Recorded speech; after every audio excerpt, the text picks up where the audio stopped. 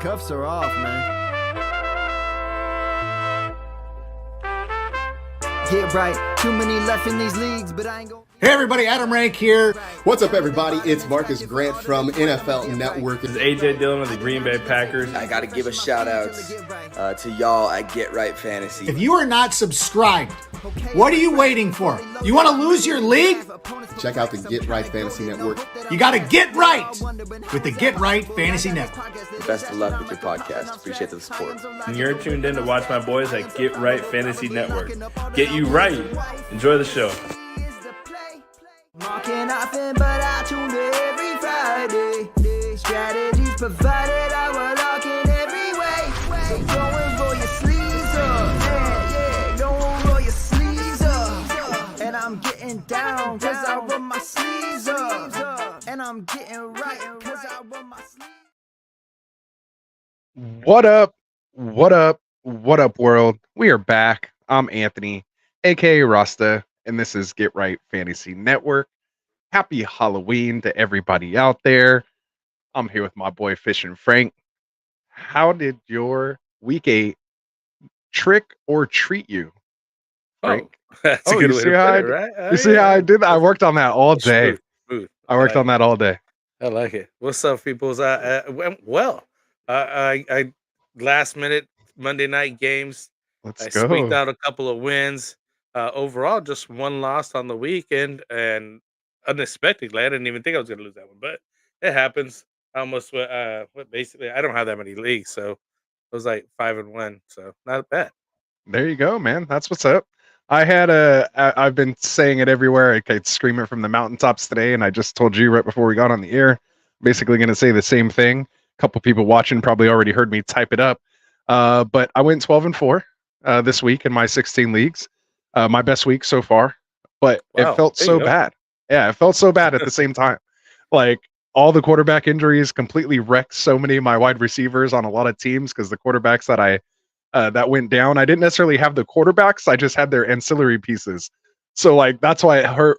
I don't know what to do with them now. So that's the kind of the situation I'm in. So I'm still reeling. Like I feel like I won the battle, but I'm about to lose the war. Is kind of like how it feels. Like I won this week. But I don't know if I'm going to be winning any other time soon. So I'm going to have to hold on continue there. to this for as long. I can't even enjoy my wins because I already feel like it's a loss next week. But anyway, we're not here to talk about me, man. We're here to talk about the people. We're here to talk about week 8.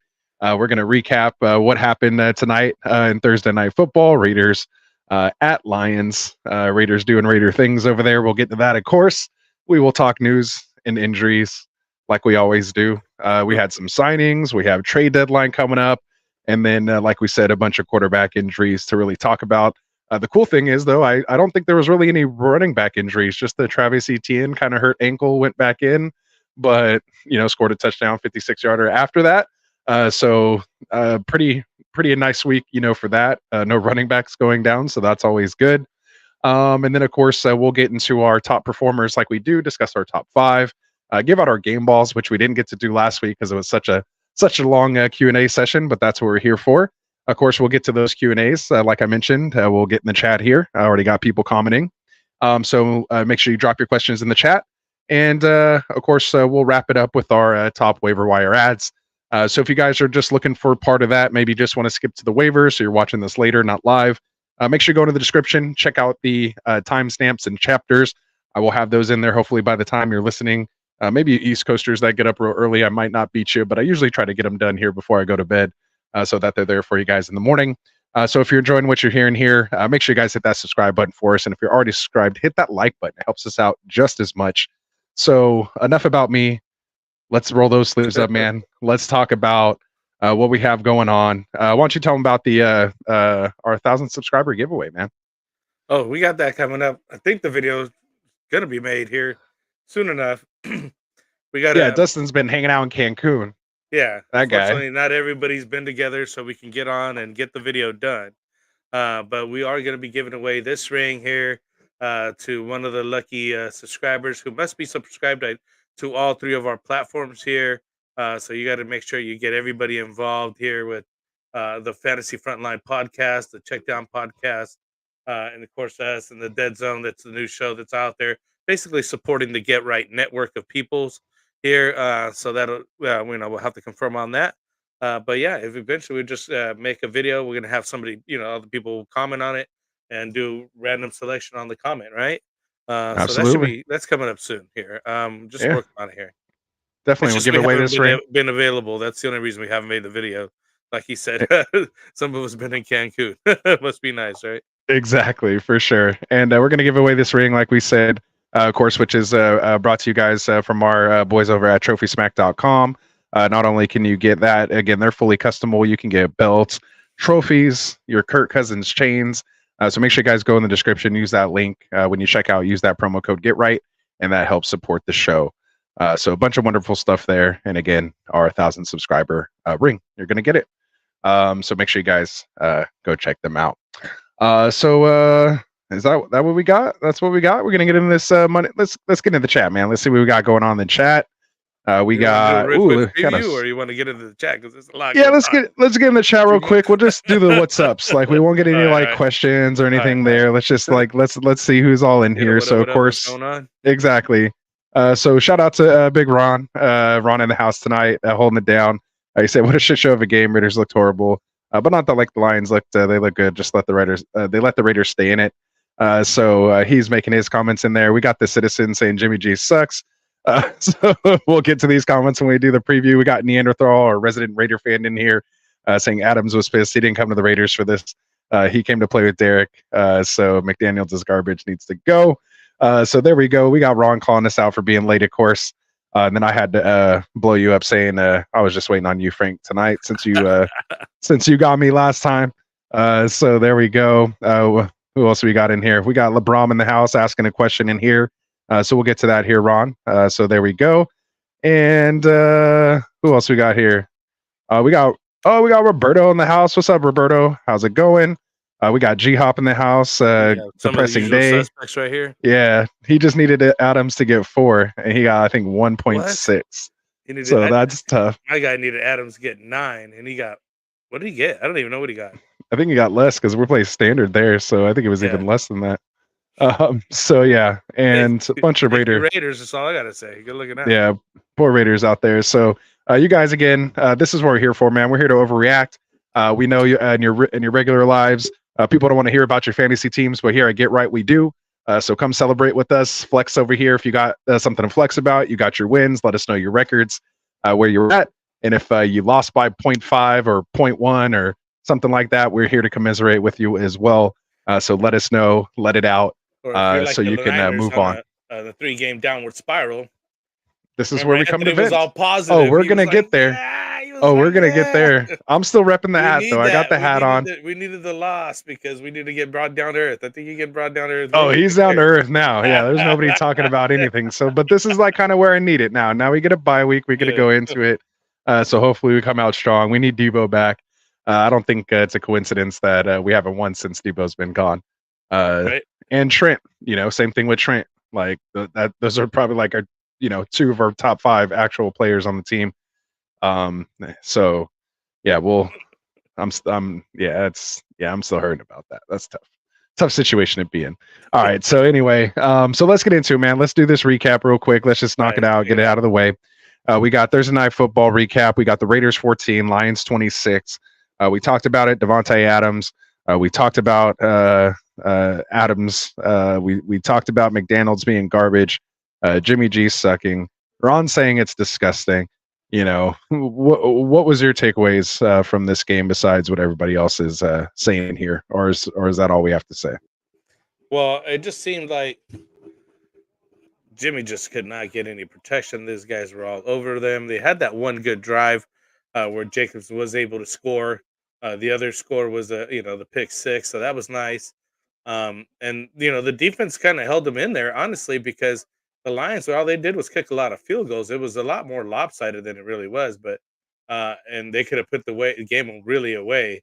But the Raiders still had a chance late in the fourth quarter, honestly. Like, if they could have got some things together, it would have been. I mean, they missed that wide open one for Devontae Adams. Like 8 minutes left. Like, literally, if he would have caught that, boom, to the house, it would have been a much closer game here. I mean, they would have made a game of it because, like, yeah, you're right. 8 minutes left. They had plenty of time to get the ball back again, get Yeah, another get a kick stop. in or whatever. Or just Mm. get the stop and get a kick in there. But like true Raider fashion, they let everybody down. It is what it is. But unfortunately, what are you going to do with these guys going forward? Nobody's starting Jimmy G. It makes me worried about Jacobs here, and Adams obviously because he didn't have a good night at all. So it kind of makes you worried about these guys going forward because Jimmy G is their starting guy. I mean, he went for 10 to 21, 126 yards and an INT. That's terrible, terrible. Yeah, and 6 sacks on top of that. Like that's Yeah. and they were brutal sacks. And then like you said, it's those missed throws. 10 for 21 doesn't do it justice. And again, as a Niners fan, I know all too well what you Raiders fans are going through. It's right there for the taking, and he just sails them short. So still not ready to talk about that Super Bowl. If we could have just hit Manny Sanders, I'd be sitting here with the ring and possibly. I mean, Mahomes is still good, but that was when it was still baby Mahomes. We had a chance. Yeah. But Jimmy G couldn't make the throw, Baby Mahomes still. as you guys now experience as well too. At least it wasn't in the Super Bowl. That's all I got to say. But Right. I'm sure you'd just be happy to be in the Super Bowl. But I like to. But we like to win them. another takeaway that I want to bring on the other side of the football there, though, the Detroit Lions side here, Craig Reynolds is doing quite a few things there, running the ball. How do you not start out with Jahmyr Gibbs, man? Jahmyr Gibbs did have an excellent night. I'm just going for the other guys that are probably maybe still available because it is a waiver wide night. You know what I mean? We're just doing our recap. We're overreacting. Well, I would just kind of. We'll get to the waiver guys later. 26 carries, 152 yards, 5.8 yard average, 1 touchdown, a 27 yard long one. So Jahmyr Gibbs did have a breakout night, and I think everybody wanted to see that coming up. But I mean, Craig Reynolds didn't do too bad. 14 carries for 74 yards as well. Didn't get the TD there, but just somebody to look at, which kind of just muddles up the backfield there when David Montgomery comes back, right? I just think it shifts. Diamont goes to the Gibbs role. Gibbs goes to the Diamont, or Gibbs goes to the Reynolds role. And they just kind of keep rolling and keep it rolling out. Yeah, and like you said, they didn't even score a lot of touchdowns, so that's why Diamont could get 2-3 touchdowns. Gibbs could get touchdowns. Right? Yeah. What you like to see too is the Gibbs getting worked into that passing game as well. 5 catches, 5 targets for 37 yards. That puts pressure on the defense, extends the run game. So you like to see it. Like you said, it's what everyone was looking for except for us Diamont owners. That's definitely not what we were looking forward to. We wanted him to just come back and have a nice, 26 carries for like 60 yards and a touchdown would have been much better than 26 for 152 and a touchdown for us Diamont owners. But that's okay. We'll see how it plays out. But like Campbell said, man, he likes having guys he can give 20, 25, 30 carries to. Like that's what he's going to do. And you saw 26 today. So just, as long as we can figure out which running back that's going to be, you're going to want the Lions running back there. Yeah. I didn't do too bad. Amon-Ra still had a really nice night. Tonight, 6 for 108, 18-yard average, 44 long. They did try to have him pass that one play at the end zone, and he was wide open. Why he didn't throw it? The dude was wide open. Throw the ball. Like all you had to do was kind of just or just throw it away, like throw it out of the back of the end zone. Don't take a sack. Don't take the sack. Exactly. The dude had it. He kind of froze up. That's why he's not a wide quarterback. He's a wide receiver. Yeah. But he had a good game. So did Sam Laporta. I know that's your guy. 8 for 57 there and the TD. Yeah. So that's some nice numbers for the tight end there. So he was nice come up this year for you here, Sam Laporta. Jameson Williams had that bad drop. Chris Collinsworth kind of gave it to him a little bit there. But he did say he could. They just want to get the ball in that guy's hands because he's too fast. He got drilled by Max Crosby on that end around. That was pretty crazy, and didn't really do much after that. 2 for 16. So he might be on Wednesday in our buy sell hold. So make sure you let me know about that because I know you were drafting Williams there. So So Raiders Lions, man. We've seen better. Hopefully they get their stuff together. I think I was telling in our group chat right before we came on. I was like, I don't know why they traded Carr away. Like Carr's offense last year with the defense that they have this year, they could actually been a decent team. They just went and traded for like a worse version of Carr. A more injury-prone hurt version of Carr that won't go deep. And if he does go deep, he overthrows it. Like I don't know, Yeah. man. So I feel bad. I mean, I kind of feel bad for you guys, but you're still the Raiders. Is that Raiders not fans. so much? Not so much. Yeah, that's what I think I said that. I was like, that's about as nice as I could say about the Raiders. It makes me sick. Even saying that. Just thinking about it. So exactly. So anything else you got on this one? Are you ready to wrap it up and get in the chat here? I know No, LeBron's dying let's to check it get out. his question answered. All right, Let's so move there on. we Let's go. move on. That's in the game. The game. Everybody knows what happened. For sure. We all just got done with it. All right, so let's get back up here. We had LeBron asking, what do I do with my team? He's 3-5 now. He's in 9th place out of 10. 8th place, playing 8th place this week. It's a must win for him. He got 70 points this week. It was so disappointing. His QB is CJ Stroud. Running backs are Saquon, Pacheco, Mixon, White, and Connor. He has Puka, Cup, DJ Moore, Ridley, Rice, Myers, and he has Waller and Kincaid. So, I mean, I think CJ just had kind of a down game. Saquon should be fine. Danny Dimes might be coming back. Pacheco should normally be pretty good for you with Mixon. White had a nice breakout game. Connor's coming back soon. Where you're going to be hurting, of course, is Puka and Cup. That's what I was kind of talking about earlier. You know, I've been running that Puka Cup Combo. in our home high stakes league that we got. So that's a little tough. I do have Amari Cooper and Nico Collins and Jahan Dotson and a couple other guys I might be able to ragtag together to see how until Stafford gets back. Glad to hear it's nothing serious. We'll get into that here soon. You got Ridley, DJ Moore. They'll see better days ahead. Nice little bounce back week from Ridley. And then Rice is up and coming. Myers is normally good. Just Jimmy G hasn't had a lot of practice lately, and it definitely showed tonight. Waller Frank told you to drop weeks ago. And it should definitely be rolling out Kincaid at this point. So how do you analyze that one there? I agree with what you said. CJ just had a off night. Saquon should be better here if Danny Dimes continues. Pacheco and basically the whole Kelsey team, they just had a letdown game. They didn't play very well. Mahomes was sick. Yeah, Mahomes had a fever or something like that right before the game or during the game. So it is what it is, man. You know, they got an L. Mixon's still not doing great, but hopefully you get White had another, like you're mentioning, another breakout game. He's doing better as the year goes on, which I'm happy to see because I also have him waiting to Connor get back. He's gonna get into right back in a nice situation. He might actually have somebody to help him out here with the waiver wire pickup in the hell's that guy's name? Anyways, we'll get to him. Anyways, from Arizona, I always forget his name. But again, Anthony mentioned the Cup and Puka situation there. That's terrible. So when Matthew Stafford comes back, because I don't think the backup's going to be able to keep these guys fed the way Matthew Stafford was. So you're definitely in a situation there. DJ Moore doing all right. I mean, I guess with Chicago, I guess what do we got? What's the name coming back? Yeah, Fields. Fields, no, he's already been ruled out this week. It's Badgett again. Yeah, so that's going to be a tough one. Ridley and Rice, Myers, tight end, Waller, and Kincaid. I would fire up Kincaid if you got some upside there.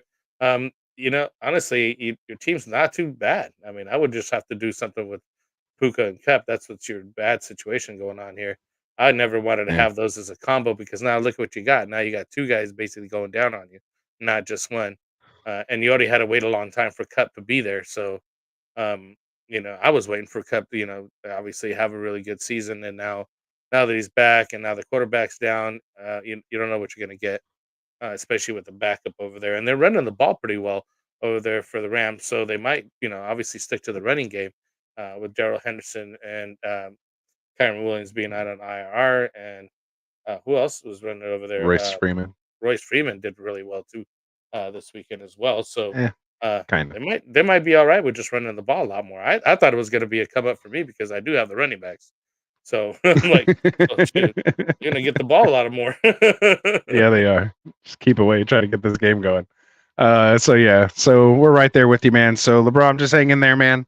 You got to win this week. Obviously, try to move Puka or Cup. Maybe put them on the block. Let people know. See what kind of offers you get. Run them by us here. We'll try to help you out the best we can. I know that's like a 10-man team as well too, or a 10-man league. So it's tough. being down there, because even though it seems like a good team to us, because we play like in 12-player teams and 10-player teams, you need to have that's those a real 10-player high-end team? options.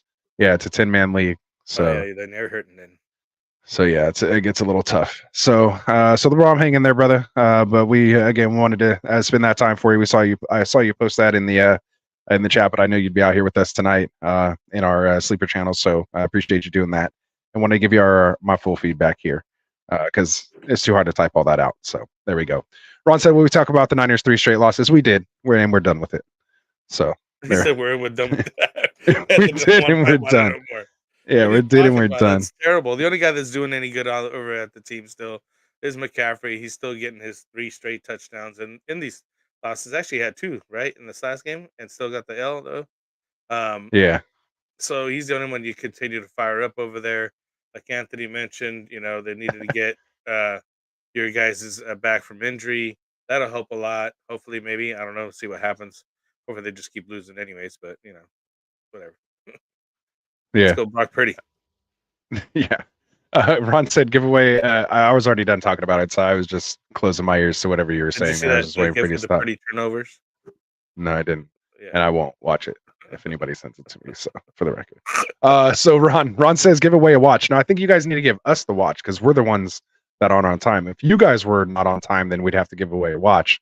We're the ones not on time. So I think Get Right Nation should pitch in all the degenerates and get us a watch, so we could be on time. Just kidding, man. But that was a good one. That was a nice bird. Do they have a nice watch? bird. That's not a bad idea. I know, huh? That actually, we should talk to them. I know Tycoon and Rez have connections over there. That's where they dropped their Scott Fishbowl. They met those guys over there. So maybe they could talk to him about getting a watch. That'd be tight, actually. Yeah. Have like your league name and embroidered, or what is it called? Engraved in it. We need to sell them that idea and be like, look, we got an idea for you. Get a watch. Yeah, we'll promo it. We'll be the first one to get it out. We're gonna give it out as a 1,000 subscriber giveaway. Then we can get it. I need to go talk to them. Yeah, I'll go talk to them. We could get it free from them already. Good stuff. Meeting over. We'll get to the beginning of this here. Yeah, appreciate that. Good look it out, Ron. See, that's contributing. That's what you said. It's Ron's show. We're just here on camera for him. Yeah, we're just here not to get fined. Exactly. All right, so we got Smoking a Cat in here. He's saying, "What's up, guys?" He said, "My team destroyed this week. He had Burrow, Chase, CeeDee Lamb, Brees Hall, Taysom Hill, Gibbs. Oh, let's go." Allen and DJ Moore to get Chase happy about that. Allen and DJ Moore to get Chase for this week. Yeah, so not too bad. You definitely got that Chase come up. So there you go. We won't kill you too bad for it. It was still brutal. You could have got somebody else, but it wasn't bad. It wasn't bad. Chase is still the guy. So Ron saying, "What's up?" Smokey saying, "Should I trade Gibbs and Jacobs on the high?" So you trading, buy, sell, or hold Gibbs and then Jacobs? I would buy Gibbs and sell Jacobs. You're buying Gibbs if you can, so definitely telling Smokey he can go ahead and sell high if he wants. Just make sure you're selling high and not selling low. Depends where you're trying to get. So, I mean, Monty's coming back, so it's definitely could be worth it. It's probably the highest his value is going to be right now. Yeah. But what are you trying to get? That's the question. Yeah, it just depends on who you're trying to get. And then Jacobs, I would say definitely Jacobs. You could sell on him, but if Jimmy G keeps looking at his bag, McDaniel's going to give Jacobs the ball like 37 times a game. So you might want to hold on to him. I'm gonna break that, dude. Yeah. So Randy's in the house. What's up, Randy? He says, "Do you guys have trade targets heading into week 9?" He started 0-3. Now he's 5-3. Let's go. He said he made some good trades for sure. We do. So actually on Wednesdays, had to hit that cough button real quick. Yeah, so that was really yeah, good. you see, I was on that. Yeah, I was on it. On Wednesdays we do our buy sell trade show. Here on Mondays we just kind of overreact. We get sharing our wins and losses. Get into some waiver wire targets. But Wednesday's show is all about buy sell trade. So definitely tune into us there. You can always go back and listen to our previous Wednesday shows as well.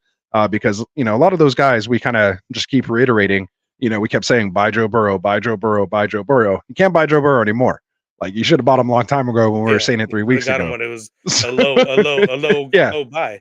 Exactly, mean? like I did. I traded Kirk Cousins and someone else for Burrow, and very happy with that. I know my So nephew did. Bobby, he ended up trading for Burrow, and it's paying off for him now because he bought low. exactly. So go back and watch those like last week. A couple of those might be relevant here today, but we'll definitely do our research here over the next couple of days once week 8 settles, and we'll get into that there on Wednesday. So let's see. Ron's just saying he would sell Gibbs, and Jacobs he would like to keep. So sadly, that's kind of what I said as well. And let's see. What else we got in here? They're just talking about Super Bowl, things like this. Going back and forth about the Raiders. And what else do we got here? Oh, you know what? We were going to start introducing, and I'm glad this is a perfect time because it's busy tonight, and we need to get get right when you want to make sure you got a question for us, not just responding to other people in the chat. Oh yeah, good point. Because it makes it easier for us to kind of go through the chat because we want to answer you guys' questions. We've been doing this for a while, and that's the major thing that we do here is basically go through everybody's comments and get in their takes or answer what their questions are, more so than even doing our own part of our show that we have that Anthony diligently puts up in the show notes every week. So we'd rather, because we like I said last week, we ended up just skipping our the winners of the weeks and the game balls because we spent over an hour going through the chat. So if you got a question going forward, please put it at Get Right so that it's easier for us to find that comment to get your question answered. Yeah, or at least at Rasta at Frank. That might be a little shorter. Yeah. Either way, just let us know you're talking to us and not respond to somebody else. So good stuff. We were talking about that, so I'm glad you brought that up. Yeah, make sure we mention it at the beginning of the show. Now, hey, for sure, you put the at. I need to add that to the show notes. Yeah. I need to add that to the show notes. Yeah, exactly. Yeah, put that in there because I copy and paste it. All right. Yeah. Gotcha. So we got LeBron in here saying, "I got so many running backs though: Saquon, Pacheco, Mixon, White, Connor. He needs to get rid of them for sure." So yeah, this is like the 1 week we didn't have like any running back injuries, like I mentioned earlier. Just our scare with ETN, which almost made me have a heart attack. So yeah, I mean, what you'd like to do is maybe package a Pacheco and a Cup, or a Mixon and a Puka, and see what kind of upgrade you can get. Going back to Randy Miller, we've been talking about buy CeeDee Lamb, and all of a sudden he pops off this week, right? So we've been trying to tell you guys to get these trades done. Now we're not always right. There's some things we get wrong here and there, but for the most part, you can't. People get a little too emotional and reactive, and I don't want to say we do this for a living because we don't. We just do this on the side. But when you're as degenerate as us, and you've played for 20 plus years like we've been playing, like I feel like we've seen it all happen. So just like don't get caught up so much in the week to week, and just understand that you want guys that have talent, because talent equals touches equals yards equals points, or however Frank says it. So, get back to that. Yeah, it's just basics. Yeah. So there we go. Down to the basics, man. The touches. For sure. So there we go. So yeah, so that's what you want to do. Try to package them. And again, we'll be here on Wednesday. LeBron, we know you'll be out here, and we'll have some trade targets and stuff for you then. Super C&B Challengers. What's up, man? He said, should I trade away Darrell Henderson for JSN and PPR? I would.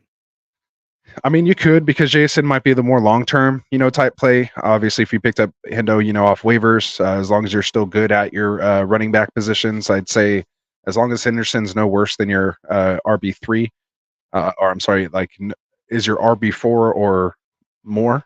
Like, you want to have 3 other solid RBs before you're trading away Darrell Henderson right now, because you never know. Like, both your running backs could get hurt next week, and then where you at? I still don't like condensing my lineups. It's still only week 8 going into week 9. There's still a lot of football left, and a lot can happen before you bring home that championship. So I kind of like waiting until we get to that week or two before trade deadlines, which we're getting closer, like one more week, and then you could start locking in playoff spots. You get that asterisk, got your playoff spot locked. That's when you can start trading up and preparing for the playoffs. But if you don't have that asterisk yet, you never know what could happen, man. Because I mean, when's the trade deadline end here? Because a lot of people's like around the 13th or something. It's usually like right around Thanksgiving or a little before Thanksgiving, just depending on what it is. Locking up pretty soon, because I think ours follows what the NFL does, right? No, I think ours is a little later. But I think I tried to get you to push it out a week when they added the game, but you're like, we're not changing anything. You're like so stubborn, and I'm like, Frank, just you have to move it back because we added a game, and you're gonna say no. See, that's just how it is. Yeah, I was gonna say that's just how it is. I've been trying to tell you to change that for like 3 years. How long have they been running 17 games? I forget. So we're like in the 3rd season of that, I think. 2nd, I don't know. Either way, it should have been. Yeah, just gotta see how it goes first. All right, so there we go. So where else are we at in here? Let's see. I think they're all still talking there. Oh, we got J Media in the house, man. Rasta, what the fuck happened, man? Sheesh. So yeah, I was talking about it earlier. I don't really want to talk about it anymore, but I'm still repping the hat more so because I need to cut my hair more so than I feel like putting this logo on right now because they are kind of disappointing me. But the only good thing is they're on a bye week, so I won't get mad this week at least. So they're guaranteed not to lose this week. So at least it's not going to be 4 weeks in a row. It might be 4 losses in a row, but not 4 weeks in a row. But anyway, so let's see. Citizens asking how bad Stafford's injury. We'll get to that here when we get into our news and notes and injuries. Let's see. We got Smokey the Cat. Wait. I want to get back over here to LeBron because he's. Go ahead. Because we were talking about him earlier. He's like got so many running backs. Those Saquon, Pacheco, Mixon, White, and Connor. Need to get rid of them for someone. I had that comment up for like 10 minutes. Is that the same one? Yeah, that's the one I was saying. You want to take like Connor and Puka or Pacheco. No, that was the other part. That was the same exact one. Go read it. Go rewind it. All right. No, guarantee you. My bad. But it's okay. You can still give your take. No, my point was I don't think he needs to get rid of any of those guys. I mean, unless you really need to trade up for some other position and probably that wide receiver situation that you got going on. But maybe you can move on White or Mixon as Connor comes back from injury, and then you have Connor, Saquon, and Pacheco to ride with, and see what happens there for you on that side. Because you got to move on the Koopa and Cup side of that situation. So nice. I don't know. He had that part of it that far down. So I read the other. It's all good. No, that's cool. Roberto, I was down to his one that said, "Hey, can you comment or rate that trade for my comment up above?" So I scrolled back up. I found it. So he said, ended up trading Pollard and Rashee Rice for Bijan and Ridley this past week. As of right now, I'm happy with the trade. So yeah, well done. I mean, Bijan finally got his first touchdown, rushing touchdown of the year. He has the one receiving touchdown, but this guy was drafted like the RB3 overall, and we had to wait till week 8 for him to score his first rushing touchdown. I'm just like, I don't understand what Arthur Smith is doing. Like maybe he's just not trying to put a lot of miles on Bijan because he knows they're not going to win this year, but they're going to need him when they do make their run. So maybe they're just gearing up to have him next year, just run Tyler Algier into the ground and keep Bijan fresh and away from, and at it, and bubble wrap basically, so they can make a push when they feel they can have their quarterback. So that's like the only explanation I can even give that makes some sense to me. Either way, moving on Pollard is not a bad idea though, because he's not doing too great. The team as a whole is doing all right, but he himself not what they thought he was gonna. At least not that I thought he was gonna be doing this year. A lot more touchdowns, a lot more yardage, but he just happens to be a guy like right now. I think, and most of the offense is running through Dak and the wide receivers and what's going on over there. So not so much like let's establish the run, and that's what they're doing. So it's a good move on moving on him because I do think you're going to be better off with Bijan long term. Right. Yeah, it's just strange to me. Yeah. So we got Smokey the Cat in here saying, I want another wide receiver for Gibbs. His running backs are Bijan, Brees, Jacobs, Gibbs, Roshan, Sharps, Najee. I love how he put Najee last. Well done. He says his wide, even behind Sharps. That's hilarious. Wide receivers are Chase, CD, Godwin, and JSN. So definitely could use another. Are you starting 3 wide receivers or 2 in a flex? But either way, he said, what would be a good target giving up for Gibbs? So, again, I haven't really started thinking like trade targets right now, but a lot of the same kind of guys, we've been talking about. I mean, I think the buy window is probably too late for Waddle. We've been saying to buy Waddle lately. I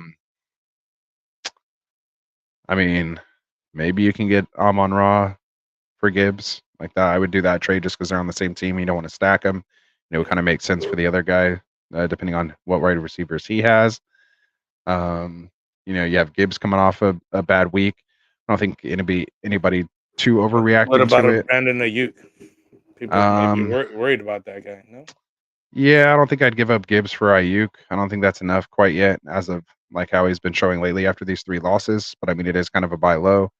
But you don't want to sell high to buy low. You're trying to want to I'm sell not high to saying buy that. high. Well, I'm just saying that I just think it's a trade that can get done because those guys Yeah. may be not down on Ayuk right now.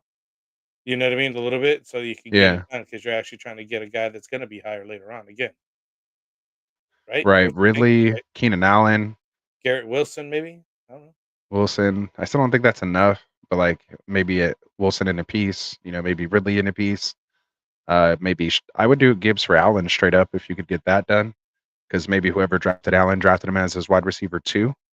It's just hard to go get a wide receiver 1 from somebody because they probably still need that wide receiver. So, that's where it gets a little tough. Maybe DK in a piece you could get, something like that. So, anyway, hopefully that helps, and we can do more on Wednesday for you. We got Brooks in the house saying, "What's up, folks? Should I drop Zay Jones to pick up Lenny?" Nah, I don't think so. No, I mean, unless you're dying for some kind of running back. a running back, but for the most part, I'll still kind of. Yeah, I'll hold Zay. It's interesting that he's not quite back yet, but that offense, that passing game needs him, and he's going to get targets as soon as he's healthy. So I'd still hold on to him if you're just stashing.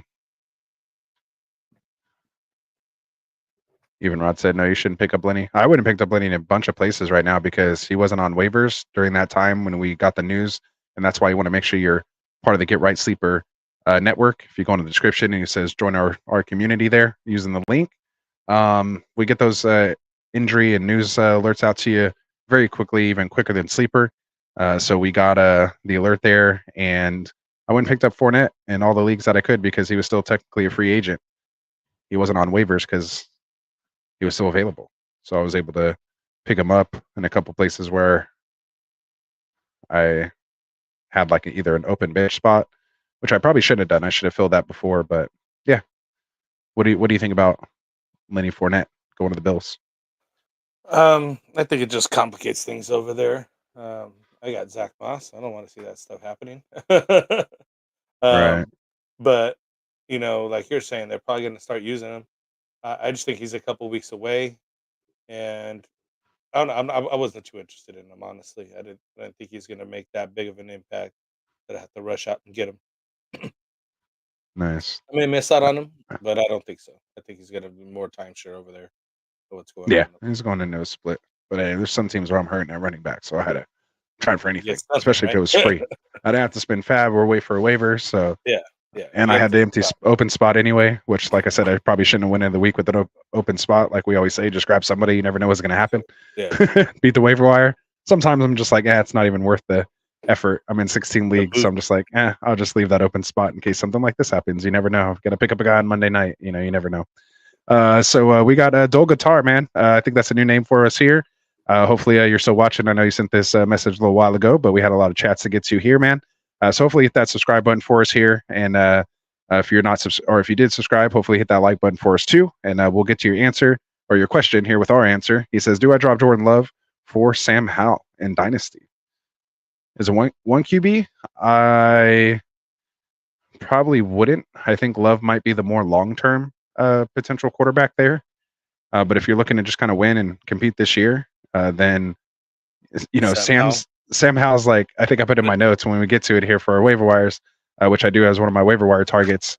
I just put he's like the first ever that I realized is like a boomer bust quarterback. Like you don't usually use that reference, but he's such a boomer bust quarterback. Like I've never seen anything like it. And it doesn't make any sense. He like goes off against Philly, but then does nothing against the Giants. Like it's just so weird. So yeah, he's just a boomer bust. He's almost like Fitzpatrick. It's like Fitzpatrick to me. But what do you think? You like Love or Sam Howell in Dynasty?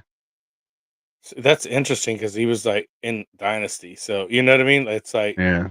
I like Love. long term, that's why I would keep him in Dynasty. I'm not sure if he's starting these guys or like these are bench players. And like you're saying, is it a Maybe TQB league? rebuilding. Yeah. Like, I need more context. But I would just in a vacuum, I'd pick Love over Howell. I think that he's going to be a better player long term. And since you're playing Dynasty, I'd have to think that Love is the way to go. Right. So yeah, and I think Ron is asking also if it is super flex. If you're still here with us, Dole Guitar, he says drop another position, but I'd rather have Love. So yeah, if you can drop another position, do that. But yeah, because in 2 QB, you definitely don't want to give up quarterbacks, but 1 QB, it's not so bad. I would just kind of roll with Love and see what happens. He would get what gives for a Uke. Yeah. See, look. I don't know. I'm just like I said. I'd rather have an empty spot rather than Fat Lenny. Well said, Ron. Well said. All right, so let's get to it here, man. Before they start asking more questions, if you guys have questions, make sure you drop them in the chat. So again, sure hit that at Frank, at Rasta or at Get Right, so we know you're asking us something. It'll help us find them and get through them quicker for you guys, and we'll get on with the show here. So let's get into our news topics and injury updates. Just before we do that, just letting you guys know, heading into Week 9, we have 4 teams on a bye. It's going to be the Broncos, the Lions, the Jags, and the Niners. So a lot of fantasy relevant players are going to be out this week. You have the number 1 running back in Christian McCaffrey, Brandon Ayuk, nice wide receiver 2. You got ETN, top 5 running back. Beat that guy with McCaffrey, right? Yeah, man. So hopefully, hopefully you're playing McCaffrey this week. You lucked out if you are. Broncos, I guess not so much. Although we did have a Jerry Jeudy sighting, which was nice to finally see him have a game. Cortland Sutton scored a touchdown, didn't get too many yards or catches. And then, a lot of Lions guys are putting up points. Wagon against the Kelsey. Did you see that they played the what the hell's her name song after the game? Oh, the Taylor Swift. Yeah, that was funny. Oh, I thought you said not to say her name on here anymore. I didn't say her name. I said what's her. I know you made me say it. That's what I'm saying. You made me say it. You could have just said you know that that girl. Yeah, you know that girl. Oh man. So all right, so let's get it. That mention. There you go. Right. Oh man. We'll drop one for El Segundo Brewing Company. It's a Steve Austin's Broken Skull IPA that I'm drinking tonight. Oh, there you go. Help them out. But remember Steve Austin, the wrestler? He gets got. Yeah. No way. He has his own beer. Yeah. That's sweet. Yeah. Stone Cold, baby. Austin 316. Yeah. All right. So I'll reset it. Let's get into these news topics and injury updates, man. So we've been talking about it here. Leonard Fournette. We'll get with the news first. Leonard Fournette is signing with the Bills. Practice squad first, just to give him some time to ramp up. So maybe he plays this week, but he may need a week or two. Like Ron said, if he is Fat Lenny right now, he's going to have to get into a little bit of shape first. But to me, kind of worth a pickup. I'm not spending a ton of fab on him. I'm not using like a waiver claim. Like I said, I was able to pick him up in several of my leagues here today before he was officially assigned in the platform to at least in Sleeper. They still had him as a free agent, so I was able to pick him up there. So make sure you guys check it. I think it might be done now. You can't do it, but anyway, we'll get into that. So next news item we have here, any long shot chance of a potential Derrick Henry deal diminished earlier today at about 1 p.m. Pacific, 4 p.m. Eastern. That was the deadline for him to restructure a contract ahead of the Tuesday trade deadline, saying he has $5.5 million left on his deal for this year. So the sources are saying they don't think it's going to happen. Reports came out over the weekend saying they're not trading Nook, they're not trading Henry, and then of course Nook goes out. I don't know if they're trying to showcase him, but he scores 3 touchdowns, and then Derrick Henry gets 22 carries for over 100 yards. So he, it's still in there. He has that opportunity to still be the king. So we'll see what happens. Never say never. Trade deadline tomorrow should be exciting. We also have teams calling the Giants about running back Saquon Barkley's availability, but they've told everyone he's definitely not available. The Giants were open about that last week, and it still hasn't stopped teams from trying. However, they did trade Leonard Williams over to the Seahawks today, which was pretty tough for him coming into my division. So I'm not looking forward to that, but Still is what it is. So we'll see what happens over there, and we'll get into more of the injury news with the Giants here coming up. We have Chicago Bears head coach Matt Eberflus said on ESPN earlier today that quarterback Tyson Bagent will start against the Saints this week. Fields still recovering from that thumb injury. Can't grip the ball yet, so he's still going to be out. Already ruled out this week. So at least we got the news now.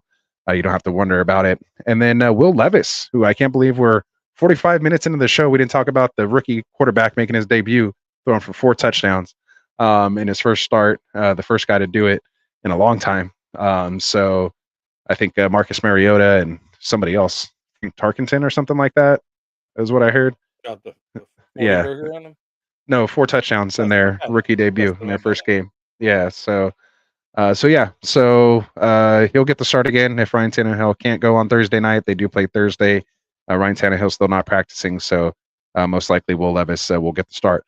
And after that start, why would you go start Tannehill again? I'd be like, no, just rest up your ankle. Like, we're going to see what we got with this kid I first. thought they already said he was going to start already.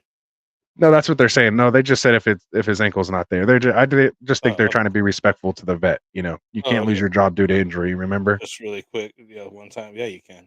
But yeah, Tannehill, That's all he only happens threw, to most guys. I was going to say, he's only thrown 2 touchdowns all year in 7 weeks, and this kid comes off the bench throwing 4 touchdowns in just one game. Doubled the amount of touchdowns he had exactly passing. how we ended up with Brady. I'm just saying. Right. No, Brady got hurt. Brady came in because of Bledsoe. That's exactly how you got Dak. Yeah. You got Dak and because he went got to the hurt. Cowboys, and then he got hurt at the Cowboys, and we ended up with Dak. He led in 2 people. Romo. Dak took over for Romo when Romo hurt his back. Romo got Yeah, hurt. yeah. See, that's what I'm saying, but it's injuries. Yeah. I mean, that does happen from time to time. Yeah. All right. So that kind of wraps up our that kind of wraps up our non-injury news.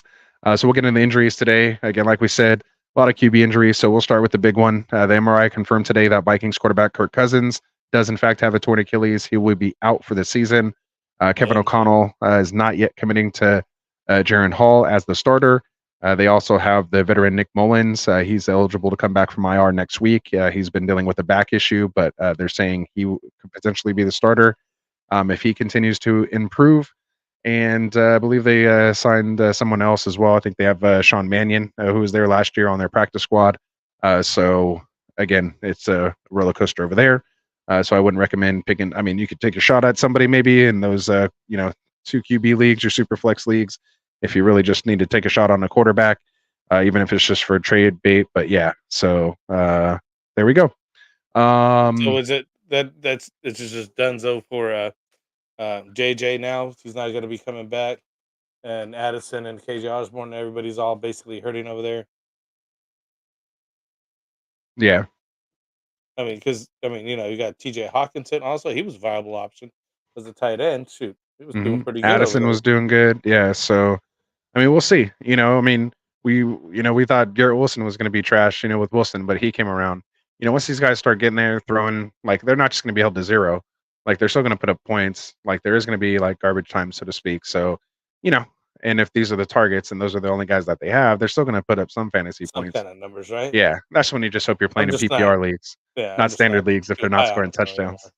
Yeah, exactly. They just definitely lose value. So, is what it is there. So we have next quarterback that went down. Rams quarterback Matt Stafford. He had X-rays; they were negative on his thumb, so it's not broken.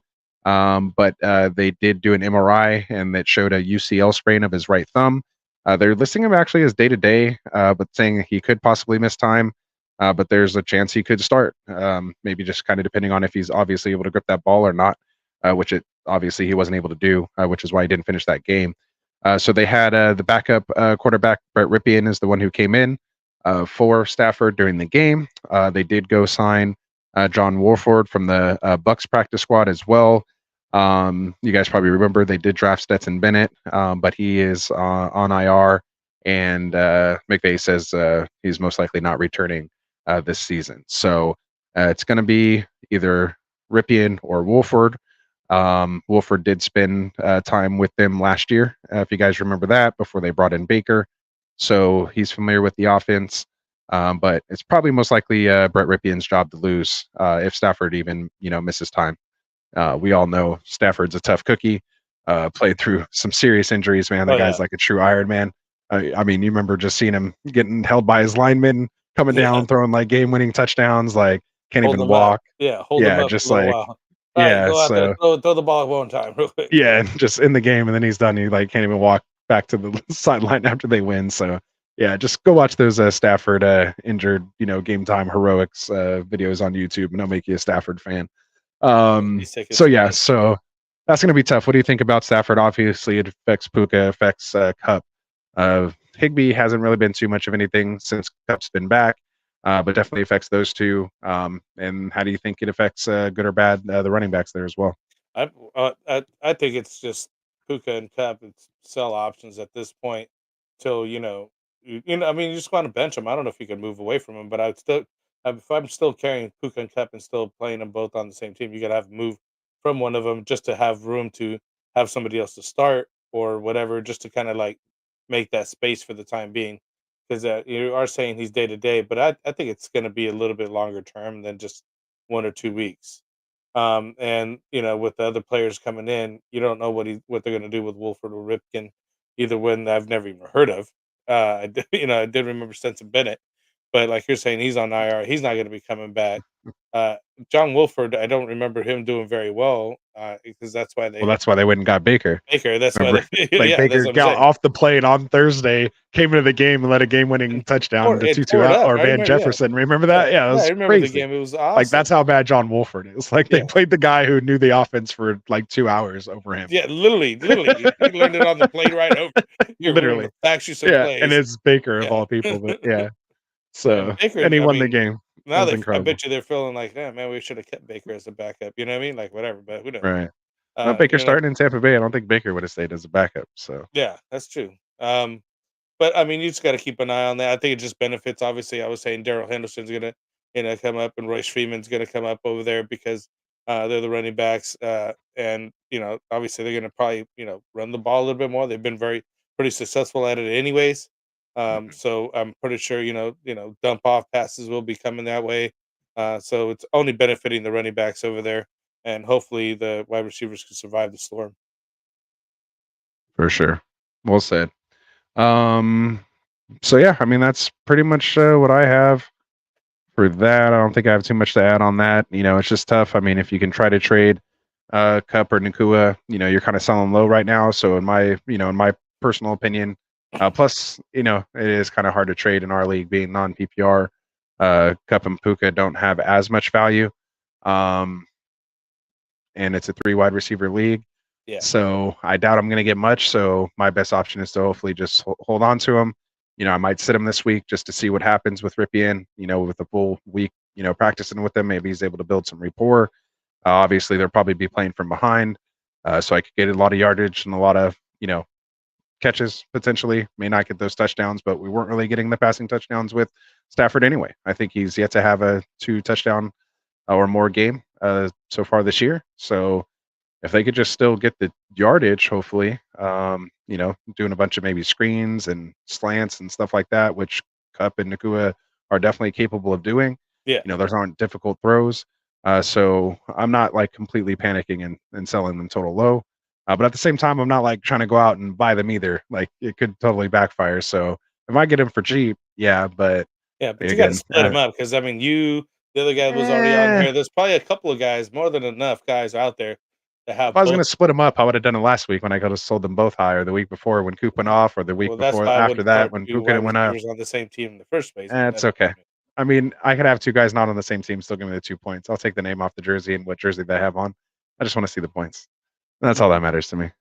So yeah, we'll get on with that. So I just wanted to take a little extra time on that because we had somebody ask us what we think about Puka and Cooper Cup and what we do with them. So there you go. Hopefully you're still watching.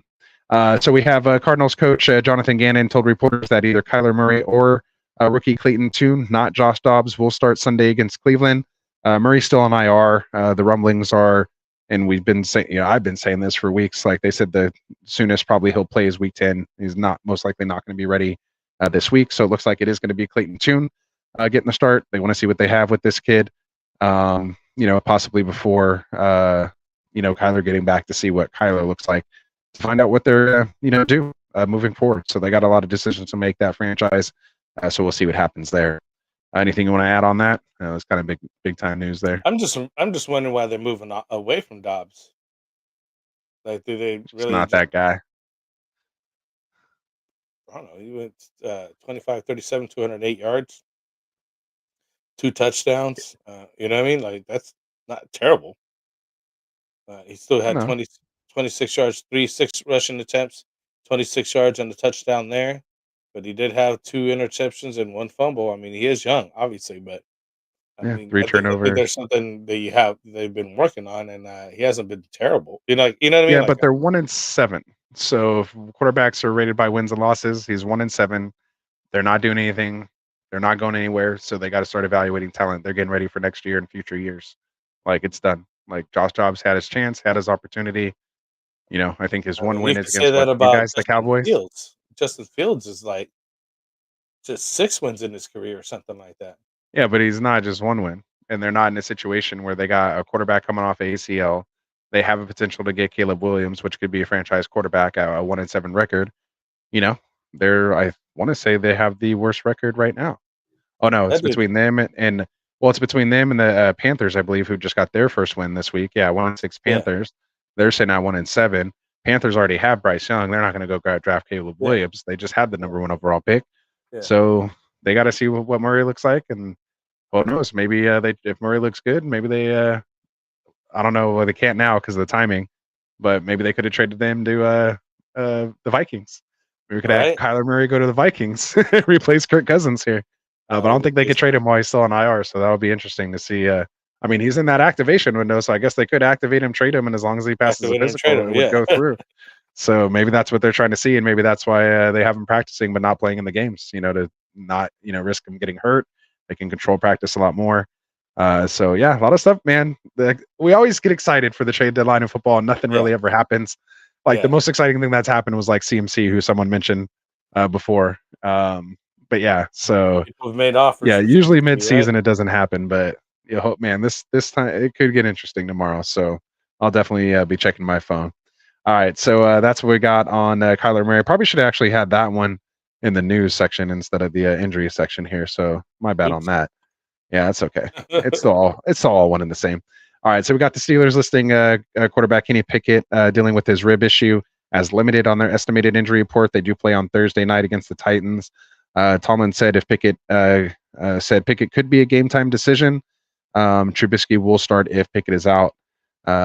So just keep your eyes on that. We'll have more updates as we get closer. At least it's a Thursday game, so you'll know what you need to do. Brian Daboll says he's been told Daniel Jones will be ready to go this week. The expectation is that he will be a full participant in practice on Wednesday. You guys know Tyrod Taylor. He actually spent the night in the hospital. He was discharged earlier today. He was kept for precautionary reasons due to his rib injury. We all remember what happened with him having that punctured lung from the San Diego Chargers doctor, which led to Herbert being who Herbert is. This guy just can't catch a break. I think Classic Mike or someone mentioned it. Like, just Tyrod Taylor just always keeps getting hurt.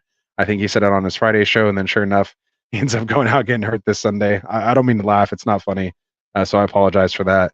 But, you know, it's just, I laugh because if not, I'd cry. Like, you feel bad because, like, he's been good. Like, he just can't stay healthy. Like, and he keeps coming back, and he always just gets these weird, like, little freak injuries, concussions, neck injuries, like, obviously the lung situation. I mean, and then just keeps losing his job for, like, no reason. And, like, he is and was good, like, from the Bills and, you know, all that. Like, he's played with so many teams now. He's going to be like the new Fitzpatrick. Like, he's good enough to get the backup jobs and ends up getting, I guess you would say, lucky enough to actually go in and start games, and then gets hurt when he's starting. So it's like he never gets to really take hold of any opportunity that he's had. So you just kind of feel bad for him. He's getting older, obviously.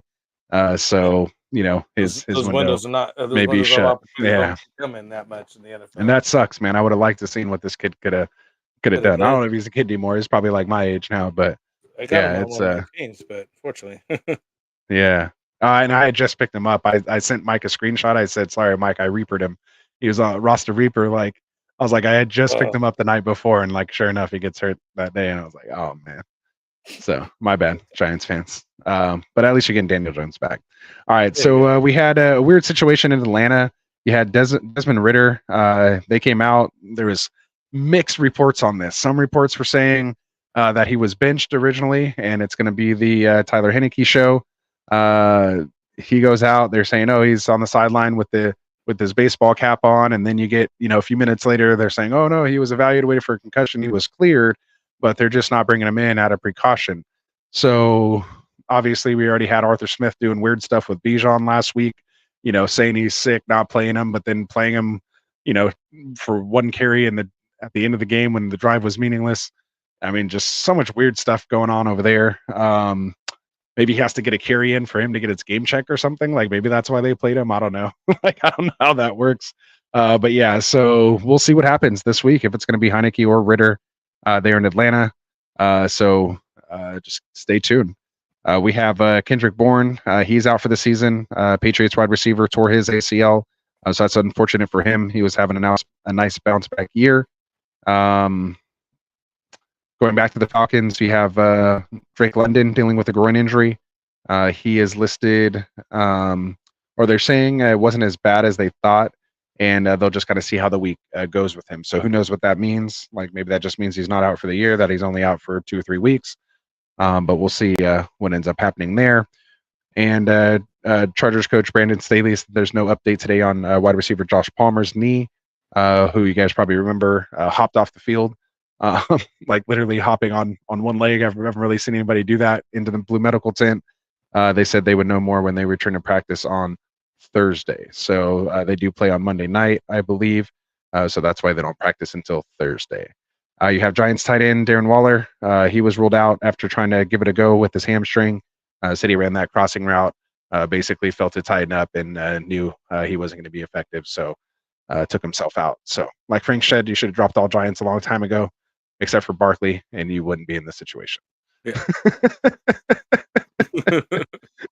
So well said there. Asking about that guy, and I was like, really? I told you guys weeks ago. we said to drop that dude.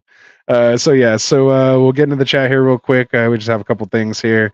I want to go back to Dole Guitar. He says he's not new. He's actually been watching for a while.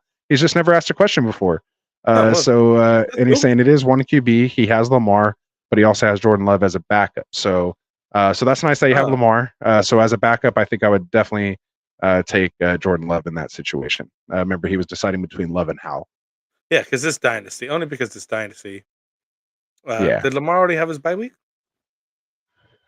No, not yet. I think he's week 9, I want to say, maybe.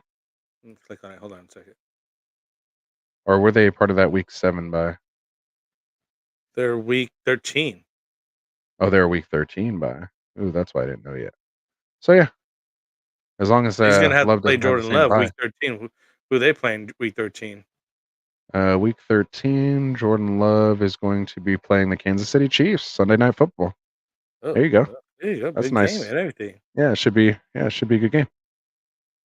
Good stuff. Roll them out. December See 3rd. what happens. Yeah, might be better. You'll know better by then. Yeah, go Love. Yeah, Commanders play Dolphins, so I guess you're good either way, and both are at home. So I guess December, you just hope it's not a. I mean, I guess it snows in Kansas City and Green Bay either way. So they don't cover the frozen tundra for nothing though. So there you go. All right. So else?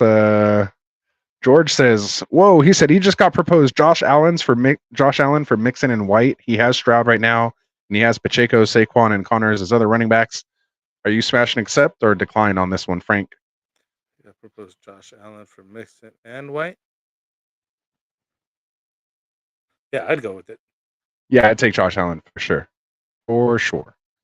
Those points that you're going to have between Stroud and Josh Allen is going to make up that point difference you're going to get from not having Mixon, as your RB2 with Saquon. Connor, when he comes back, he should come back to that backfield. Again, who knows who they're going to be starting at quarterback at that point. He might get 25 carries. And who knows? DeMarcado may still get 10 or 15 with his 25. And I think Pacheco and Saquon are fine. And then you could just play the, game like we're all playing with the DeMarcados and the Deontay Foremans and stuff like that. So I'd feel comfortable with Josh Allen at the helm. Then you don't have to worry about it. So Ron saying 2 running backs is too much for that trade. He would rather do Stroud and a running back. So again, he was proposed the trade. I think when someone is willing to give Josh Allen away, I don't think you get cute and try to be the dentist and start countering, because he just may go to somebody else, or he may already have shot that offer out to like 4 or 5 other people, and whoever hits accept first gets Josh Allen. Messed up who he put in there. Yeah, so, yeah, he might have thought it was somebody else, Keenan Allen or something, like we thought was smoking a cat. Yeah.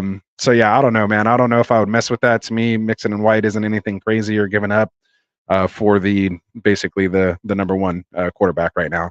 I would not be worried about giving Mixon or White. I would figure out running. We're all figuring out running back 2 right now. Like, we're all figuring out running back 2s right now. Like, we're lucky if we even have 2 running backs we can start that we drafted right now at this point in week 8. So if you can get Josh Allen and just have that set and have basically like a 10-point advantage over almost every other quarterback you're playing, I'm not even messing with that. I would just hit accept and then go from there.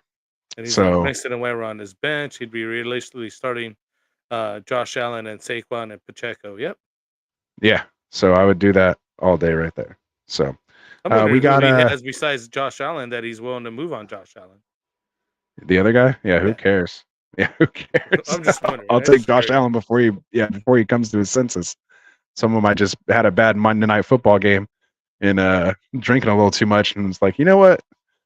Mixon and White look good. They just had 2 good weeks. Blah blah blah. Yeah, I would do that immediately, because we were just talking about sell Rachaad White for anything you can get. Now you're getting Josh Allen for him, for just basically Mixon straight up. Like, everyone was selling Rachaad White. Like, if he got dropped, people weren't even interested in picking him up. They were talking about, should we even start him last week over several people? Remember that? Yeah, so, I don't know. To me, that's an instant accept. All right, so Bronson Heyo says trade Jonathan Taylor for Tony Pollard, or trade Jonathan Taylor and Purdy for Eckler. 1 QB, if you have already a good other QB, I'd prefer the JT and Purdy for Eckler if you want to go that route. But like, I don't think you really need to trade Taylor at this point. And I think I'd rather honestly have Taylor over Pollard. Yeah, I'd rather have Taylor over Pollard right now. And even on the second part, why is he trying to move on Taylor? That's the question. Yeah, I mean, if he's not feeling that offense, I mean, I like that they're playing in domes basically the rest of the year. But yeah, I mean, if I was going to trade it, and yeah, like Ron's saying, JT and Purdy for Eckler. Oh, he says quickly run. Like, go do it now. So, I don't know. Yeah, I would prefer to go get Eckler, especially with Palmer hurt and QJ not quite up to speed. Like, it's just Josh Allen and Eckler. He's like the number 2 receiver and the number 1 running back right now on his own team, attached to Herbert in an offense that's pretty good offense and not a great defense. So they're constantly in shootouts. So yeah, if I can get Eckler, I'm definitely going to get Eckler. Plus, if you've seen the intro, you know we're Eckler's fans over here. So yeah, he's finally getting healthy.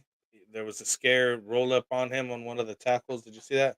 And I was like, ooh, don't mess with his legs. He's just got his ankle straightened out and everything else. I was like, but he popped up. It was fine. I was kind of getting nervous for the guy, and I was like, now you're worried, you know what I mean? Because he's had some injury concerns at the beginning of this year. So if you are trying to go JT to Eckler, I wouldn't mind that. But the other stuff that were going on with JT, I would keep JT over Pollard. So for sure. LeBron's saying, is Mixer protecting better in PPR? I wouldn't really care in this situation. Like, if you're trying to decide who to keep or to counter, I would honestly go hit that accept button before somebody else accepts it. Because if he's shooting out Josh Allen, don't assume he only shoot that offer to you. Like, I bet you he shot that out for similar type packages, and it's whoever's going to hit that accept button first. So I would just go hit accept and worry about the fallout later. Don't worry about the difference of 2 or 3 points per game, if that, right now, because you're going to get like a plus 10 positional advantage by having the QB1. So, yeah. He said, no, you can't give away 2 running backs for a QB in a single QB. But remember, Ron, this is a 10-man league, not a 12-man league. So there's options on the waiver wire here. Yeah. And everyone's playing a running back 2 game right now. There's more running backs available than getting the what you normally, yes, like if you're trading for like the 12th quarterback overall, still a QB1, but he's the 12th versus the 1. Yeah, I wouldn't mess around with it, man. So he says he wants to keep mixing. I mean, You could. All right. So what you do is you send him a separate offer. Don't counter that offer that he gave you. Send him a totally new offer with Pacheco, I guess, instead. But like, I bet you Mixon's one of And the you'd ones he's rather trying keep to Mixon? target. I don't understand why you'd rather keep Mixon. So, That dude's I mean, good. again, people have their own reasons. I don't care about. I'm just trying to talk about the actual logistics of the trade. Like, regardless of the people involved in this type of situation, you don't want to lose that offer. So don't counter it and don't decline it. Just send a new separate offer and say, hey, would you consider this? And instead, and if they go, no, I want Mixon, then you go, okay, and hit accept on that original trade. That's just me. So, he's saying his running backs are terrible. He only has Justice Hill, McLaughlin, Akers, and Gainwell. So yeah, like I said, he probably shot Josh Allen out for several QB2 or RB2 combos. So I wouldn't really mess with it. But yeah. Oh, see, yeah, he said he only wants Josh Allen for Mixon and White. And when he has Josh Allen, like, he can basically hand pick him. Just be happy. So go get him. Go give him. Yeah. Sell high on Mixon, dude. Get rid of that. I don't know why we. That's what I'm saying. About it. Move on. It's not even a trade show today, so that's all right. When you have this kind of trade, that's hot. We got to make sure we handle that. Saying, no, just talk this match. Just go have him go get it done. Yeah, the fact that he's not on about it. No, exactly. So he said, realistically, I'd be starting Josh Allen, Saquon, and Pacheco. The fact that he's not even asking you for Saquon is why you respect the man and don't counter him. Like, because then he just might go pissed off and be like, nah, I'm just going to trade him somebody else. Yeah. Like, don't mess that up, dude. Go get it done. Yeah. Go get it done. It's not a lot for Allen. What's up with Resner here? So, yeah. What's up, sir? Go ahead. Oh, go ahead. What's up, Tresner? He's on back in the house here. Absolutely. We got Big Geo. He says, what's up, guys? Lost this week by 3 points thanks to Adams. Ooh, that's brutal. That's brutal. Yeah, we got Drunk Squidward in the house. Yo, what's up, guys? How's it going? Would we trade Aaron Jones for Nico Collins? PPR League? I think I'd want to hold on to Jones if I could, like this long. Yeah. Because you're better off just waiting for Aaron to come back and be Aaron, then you can get way better than Nico Collins right now. Yeah. And Noah Brown's starting to be a weird little thing over there, too. You know what I mean? Like, it's too. Yeah. We had done it early on when he was first injured. Then it was like, okay, whatever. Right. It would have been worth it because he would have had so many games, but Aaron Jones is getting back to being healthy again. So I don't think he had any setbacks or anything else. So there we go. Ron said he'd rather have Jones. Yeah. Is Devontae getting traded? I don't know. I wish I knew, but I doubt it just because usually these kind of big blockbuster trades like this don't happen. So, you know, for me, I don't think it really would do anything different there. That's just my opinion. What do you think? I don't think he's going to get traded at all. Yeah, I don't think so, man. I don't think so.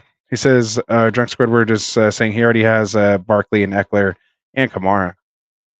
I mean, I guess then, if you want, I would try to shoot a little higher. Like maybe you can get Ridley for Aaron Jones if the Aaron Jones the Ridley guy might be trying to just sell high after this good game. Like just because he has a good game doesn't mean he might be trying to hold him right now. I'd rather go after somebody like Ridley. Plus he's going on a bye week right now, and then you just got to kind of you're not starting Aaron Jones anyway, like you said, and then you come out of the bye and you got Ridley. Hopefully he has a better second half of the year coming out of the bye. What do you think? I'd just shoot for somebody better than either one of those guys. For sure. And I think you can. I think y'all should have bought Chase when we said to buy. Remember when we had Jamar Chase on our buy low? Remember that? Gosh, I bet you everybody's kicking themselves for not making their offers. Anyone else lost this week because of the lack of points from Adams? Yeah, you got a couple people in here. Scroll back up to the top of the chat. They were all talking about the beginning of the show. Big Geo. So there you go. Would I do DJ Moore for Aaron Jones? No, I think I'd rather actually have Collins. Over DJ Moore? Yeah. Yeah, I wouldn't try to target DJ Moore. Like if I already had Collins and somebody offered me DJ Moore for Collins, I don't think I would accept it. But if I had DJ Moore and somebody offered me Collins for DJ Moore, I don't think I'd accept it either. I'd probably just keep with the guy I had, if that makes any sense. Yeah. So Gio says he's in 9 leagues. He lost in 2, but Adams, he really screwed him big time. Yeah, that's tough, man. That's tough. All right, so let's get to it. I guess Frank doesn't want to tell you about that. The DJ Moore I was looking up some stuff right and now. Collins. No, I know. I was just trying to fill time because I asked you a question and you were just like, Oh, no, I'm sorry, my not bad. having it. It's all good. I didn't even actually hear you. No, I know. DJ Moore. I think I So Aaron said Jones for Collins DJ right Moore, now. is that shooting higher than Collins? No, I think you could get somebody better. I mean, unfortunately, you can't pick up like a Devontae Smith now because he had a decent game. But I'd go for somebody like that, Garrett Wilson. Um, shoot, I don't think you get DK or Waddle anymore, but well, I don't think you could ever got DK. But Waddle for a little while, it's not doing so hot. I don't know. I would just go more than that. That's just my thinking, basically. That's fair. That's fair. All right. So there we go. So if you guys got stuff in the chat, make sure you drop it in there. We'll definitely get to it. If you got questions, comments, whatever it is, we'll get to it there. But let's move on to our top performers. So as you guys know, we like to go over the top performers, the top 5 at each position. Then Frank and I give it our game balls. The game ball doesn't have to be to somebody in the top 5, but just in that position who we giving a game ball out to. So I'll start it with you. We're going to go with 6 point per passing touchdown for our quarterbacks. And Frank, since this is your segment, you go right ahead, my guy. All right, man. So starting off this week at number 1 position in the quarterback slot, that's Sam Howell. You know, we were just talking about him earlier as a pickup or a trade, or just whether or not you should keep him over Jordan Love. But he did put up a pretty good nice week here with a 31-38 loss to Philly. However, he did go 39-52, 397 yards, 4 touchdowns, and 1 INT. Those are nice numbers, man. He almost got 400 yards on the day. Quarterback rating of 114.02. He got a 75% completion rating, a 7.6 yards on average per pass. Pass attempt at 3 attempts for 11 yards at 3.7 yards for rushing for him as well. So he ended up the day with the 38.98 points on as the number 1 QB this week.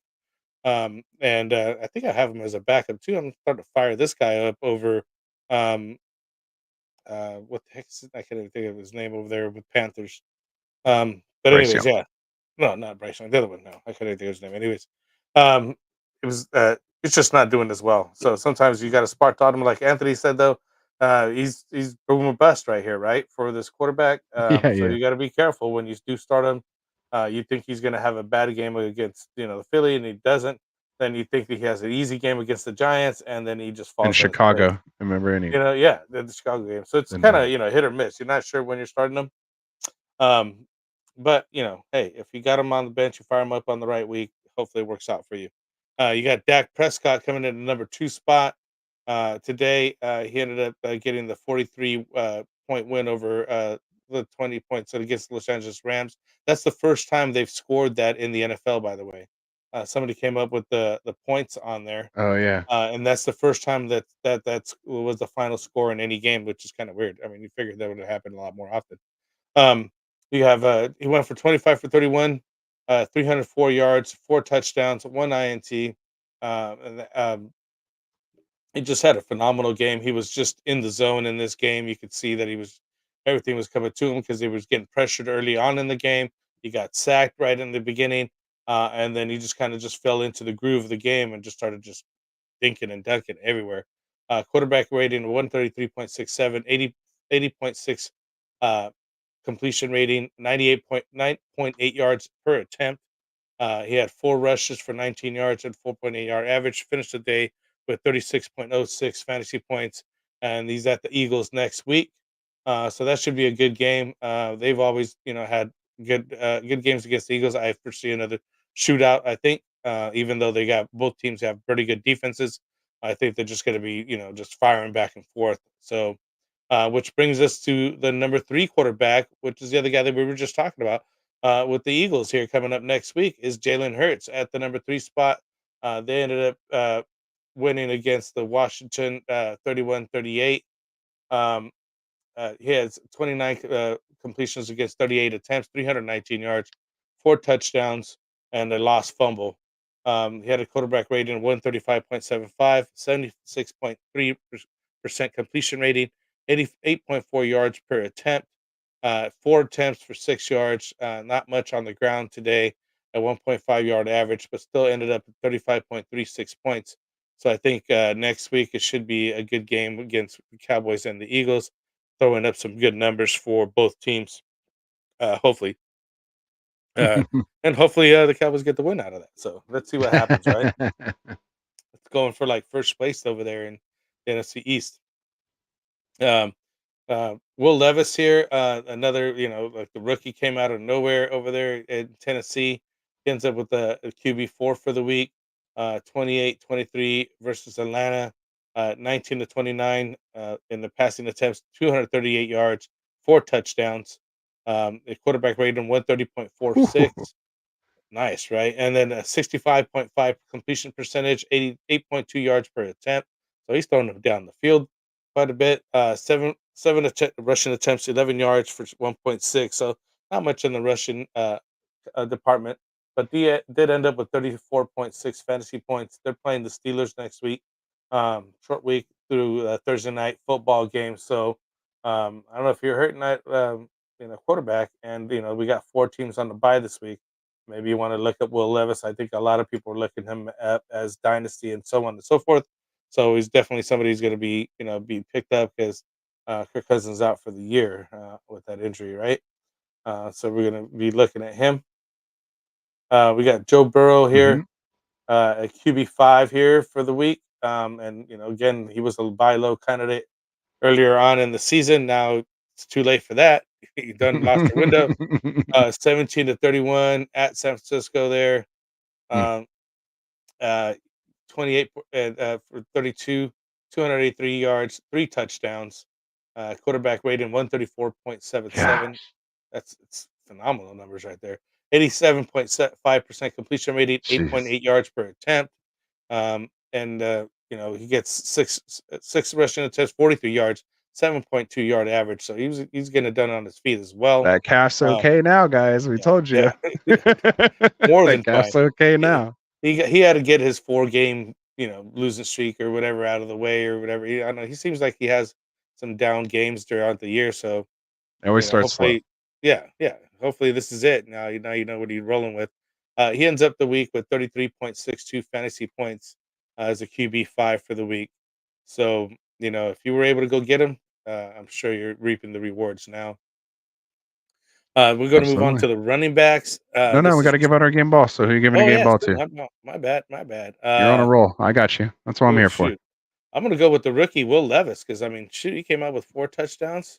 Coming in over here at Tennessee, it's always nice to see somebody's just have a breakout game right off the bat. Hopefully, he can continue that going forward. At the Steelers in a short week, but let's see what happens. We'll know if he's the real deal after that game. Oh, not after the game, but well, at least see some good numbers. But yeah. There you go. I was gonna go that direction as well, but I will go in a different direction. I'm gonna give my game ball to Josh Dobbs. This guy goes 25 for 37, doing all he can in that offense with no weapons, throwing for 208 yards, got 2 touchdowns, 6 carries for 26 yards, another touchdown on the ground, 3 total touchdowns, scores 26.92 points, finishes as a QB9, and loses his job. So we'll never have a chance to give him another game ball. So Josh Dobbs, this game ball's for you, my guy, because you're not going to get another one, unfortunately. And that's what I'm saying, man. Like I get it. I guess outscores Mahomes and loses his job. I guess they're trying to see what they got. I just didn't think he was doing that terrible. I mean, as far as rookie go and what you're starting with and like what you have, he was doing what he could. You know what I mean? Like I don't know. I thought you were gonna give your game ball to your guy Taysom. Oh, Taysom as the QB14, but we'll get to that here soon. We got him in the notes. Don't worry. All right, so let's get on to these running backs, man. Let's try to get through this thing. We're already at almost an hour and a half, so let's get through these game balls and still get to our waiver wire targets. Go ahead. Running back position. Yeah, but QB4. I'm looking that up. Oh, he's not even on. QB14. I got to change the scoring. Anyways, let me get back to it. Yeah. So game balls here. So we're moving on to the running backs here. We'll start from the bottom up here this time. Starting RB5, Travis Etienne. who did lift the game briefly, but did come back and finished off strong. They end up going the final game of 10-20 against Pittsburgh. He had 24 attempts for 79 yards, 3.3 yard average, 6 targets for 3 receptions, 70 yards, and a touchdown there. That's when he went for that long touchdown when he came back 56 yarder. after that injury, real quick. Shows he's fine. He's just been doing it game in, game out. Solid, 24 consistent. attempts. Yeah, I mean those good numbers. Anything over 20, man, you're doing all right. At least get to RB1. 20. Yeah, this is an RB1 number. So 24.4 fantasy points on the day. Um, Coming in the number 4 spot, my guy here, Alvin Kamara. He ends up going. They ended up final of 27-38 at Indy. 17 attempts for 59 yards, 3.5 yard average with a touchdown. Then he also gets 5 targets, 4 receptions for 51 yards, and a TD there as well. This guy does it all. He's a running and a pass catching running back, much like Eckler. Um, I should say And Eckler's CMC. more like him because I think he's been around for longer. And CMC, yeah, those are the guys that could just run and catch. They're the rare breed. Like these Yeah, guys are, they're wide league receivers winners. / running back, man. They're yeah, exactly. They're league winners for They're sure. RB1s and RB2s. They're like dual ends up with positions. You're getting 2 one- people in one spot when you have guys like this. Yeah, exactly. That's why I like Taysom, man. That's why I like Taysom, dude. Same team too as well. Yeah, he threw a 25 points 44-yard on the touch. day. Oh yeah, we'll get to that. We'll get to that. Yeah, Sorry. we'll get to that. 25 points on the day here. Now we go to the RB3 for the week, and that would be your guy Christian McCaffrey here. Now, Of speaking course. of which, they ended up falling to the Cincinnati 17-31. It goes 12 attempts for 54 yards, a 4.45 yard average, and a TD there. Then he goes 7 targets for 6 receptions, 64 yards, and a TD there as well. So he's been averaging 1 TD for 16 straight games now. 17 straight games now. 17? Is it 17 now? Yeah, it's the record now. He has And the record. counting and counting. So let's see when this guy. Well, he can't get one next week. He's on a bye. So hopefully comes off Does it fresh count? off the bye. I was gonna say, does that still count? It's straight games, right? Not straight. Yeah, it has to be the weeks. games Yeah. you actually play. I don't Oh think yeah, the because bye- it went into last year too. That's still going from last year. Yeah, so it's just That's they're not crazy. counting bye games or whatever, but ends up 26.8 fantasy points on the day. Again, Christian McCaffrey was the RB1 league winner. You're more than happy to have him. He's always in the top 5 usually. So Bet you can't go wish you wrong with picked that guy. CMC instead of Justin Jefferson this year at 101, didn't you? Yeah, exactly. That's how I go running back, anyways. You would never catch me going for wide receiver, anyways. Oh, next year's Even gonna me. be crazy. Who do we take 101 next year? Jamar Chase? I don't know. Christian Anyway, McCaffrey go ahead. again. Go ahead. Go ahead. Christian McCaffrey again. What are you talking, dude? Unless this dude's hurt, it's gonna be CMC. He's getting for older, sure. man. He's hitting Doesn't that matter age. till he actually has a bad season where you're like, oh no, there it is, and not due to injury. Then Some people said that was like 2 years ago. yeah, that was due to injury though. I mean, you know what I mean? Comes back off those injuries. Oh, you don't have to tell Oh, me. Yeah, no, that dude's fine. As long as Nice. he's- All right, go yeah. ahead. I just wanted to linger talking about my guy for as long as I could. Yeah, we're talking fantasy, and that's fine. He was doing fine where he was before San Francisco, and if he leaves San Francisco, he'll be fine after that. So don't worry about that, dude. He's a baller. Jahmyr Gibbs here at the number 2 spot today. This game that's tonight with Detroit against the Las Vegas Raiders there. Final 26-14, 26 attempts, 152 yards, a 5.8 yard average, and a touchdown. 5 targets, 5 receptions for 37 yards. I finally had the bust out game that we were looking for on Jahmyr Gibbs. Unfortunately, it may not be lasting too long once Montgomery gets back. And they'll be splitting carries over there for sure. And then Josh Reynolds over there, another guy putting up some decent numbers. So, yeah, Craig but Reynolds. Greg Reynolds. I'm sorry, you're right. It was one of the Reynolds. But I yeah, know. That's why I just said it, just because. Yeah, I was like, Yeah. I'll just make sure. But I was listening to you that time. they're That's gonna why. they're gonna be splitting some carries here pretty soon. So, take it with a grain of salt. Maybe sell them high if you can. Who knows? Unless you're comfortable with them. But he will be splitting carries. We got the number 1 spot this week in Gus Edwards. Gus the Bus. Gus Bus right there at the end goal line. I seen the play that they had here, looking good. They ended up going 24-31 at Arizona. They go 19 attempts, 80 yards, 4.2 yards average, 3 touchdowns.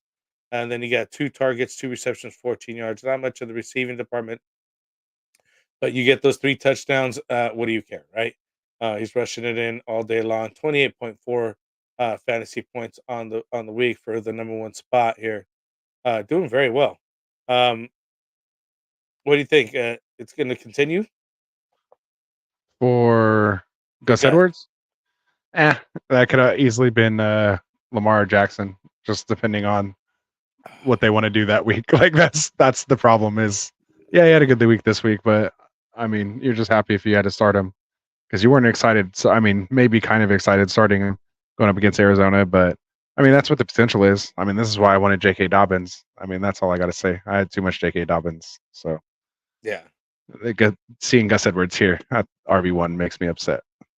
Because what would have Right? JK been? Should have been Should have JK. been JK this week, and I'd have been sitting pretty.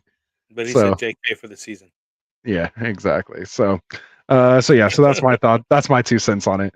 But Who's yeah, your so game ball? I'll give you the game ball first. you go game ball first. All right. So my first game ball here, I'm going to our boy, man, from the intro, the guy that we finally saw pop doing the things we wanted him to see. Like you said, he had a little scary moment there, but bounced back up like the Mighty Mouse himself. 8 targets, 7 catches for 94 yards and a touchdown. Only 15 carries for 29 yards on the ground. But if he can't get it down on the ground, he'll get it done in the air. Mr. Austin Eckler from your Los Angeles Chargers. This guy's, he did lose a fumble too, or could have had a little more as well there too. Would have been up over 20. And had a big catch called back as well too, or else he would have had actually over 100 receiving yards as well. So sorry for those folks who play with the 100-yard receiving bonuses. That came back off, and hopefully he didn't lose it was that. because of that. So, but yeah, I'm gonna give it to him, and because he got bumped out of the top 5 because of Jahmyr Gibbs. So when I originally wrote up these notes, I had him as the RB5, and good thing I checked like right before you came on. Actually, it was already even past 9 o'clock. Or else we might have got corrected by Ron or somebody in there saying, "Hey, he's where's Jahmyr Gibbs? He should be RB2 there." So I had to squeeze him in, which bumped Eckler off. So Eckler, I'll give you the game ball. Keep having those type of performances, man. 7 catches, almost 100 yards. That's what we need to see. 39-yard touchdown catch screen. That's the Eckler we know and love. Who you giving your game ball out to? What we waiting for. Well, I'll give it to the bust out, man. Jahmyr Gibbs, man. There you go. Night, 152 yards, 5.8 yard average in the touchdown. Doing some things over there in Detroit. He got up in there with the crowd and everything. That dude was celebrating like it was no tomorrow. So I mean, they had a really good showing against Vegas. And he was just running very well. I mean, if David Montgomery wasn't coming back, you definitely want to fire him up every day. Now he's going to be kind of a RB2 going forward or a flex play. But I mean, they're doing good things over there at the Lions. So hopefully they continue that ball rolling. But I like Jahmyr Gibbs. There you go. All right. Is your stats screen open right now? Yeah. Close it real quick. Or not close it, just go to a different screen so you can't see it. I wasn't looking at it. You know what I mean? Yeah. Oh, okay. So yeah, just leave that up. Don't go to your stats. How many running backs would you say had over 100 yards? You know one for sure. You're just talking about him, Jahmyr Gibbs. Yeah. Either with him or in addition to, how many other running backs did we have that had 100 yards this week? 100 yards or more. I want to see those hands. Like one? No Googling. 1 or 2.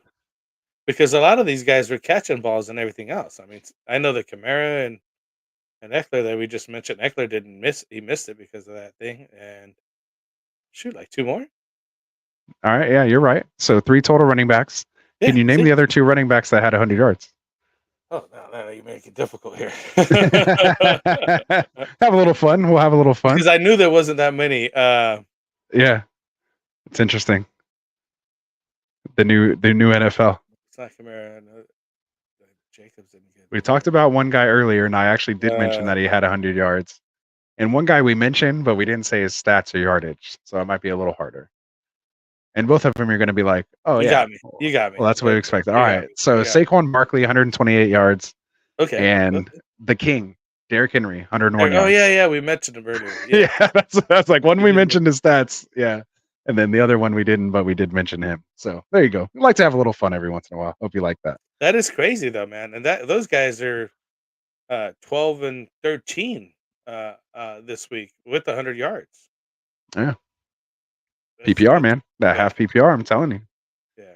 makes more guys All the valuable. receiving and everything else that everybody else is doing and just being, Playing useful, football. basically. Yeah, playing football. Got to be a player. Got to be able to do it all now. Can't just be one thing. Soon you're gonna have to be a lineman. No, I'm just kidding. They do block. They do block. So Yeah, true. Yeah, they'd be picking up those blitz pickups. So, all right. So let's do it, man. Let's move on. Let's go All on right. to our top performers at the wide receiver position. So this week we got my man CD Lamb over there in Dallas throwing up some monster numbers. Again, the final score is 43-20 against the Rams. 14 targets, 12 receptions, 158 yards, and 2 touchdowns. He had one rushing attempt for 12 yards. Ends up with 35 points on the day. The number one wide receiver for the week here, CD Lamb. Those are good numbers. The dude was just doing everything. Short passes, long passes, just getting them all kinds of targets. And just looking like a wide receiver one that you drafted.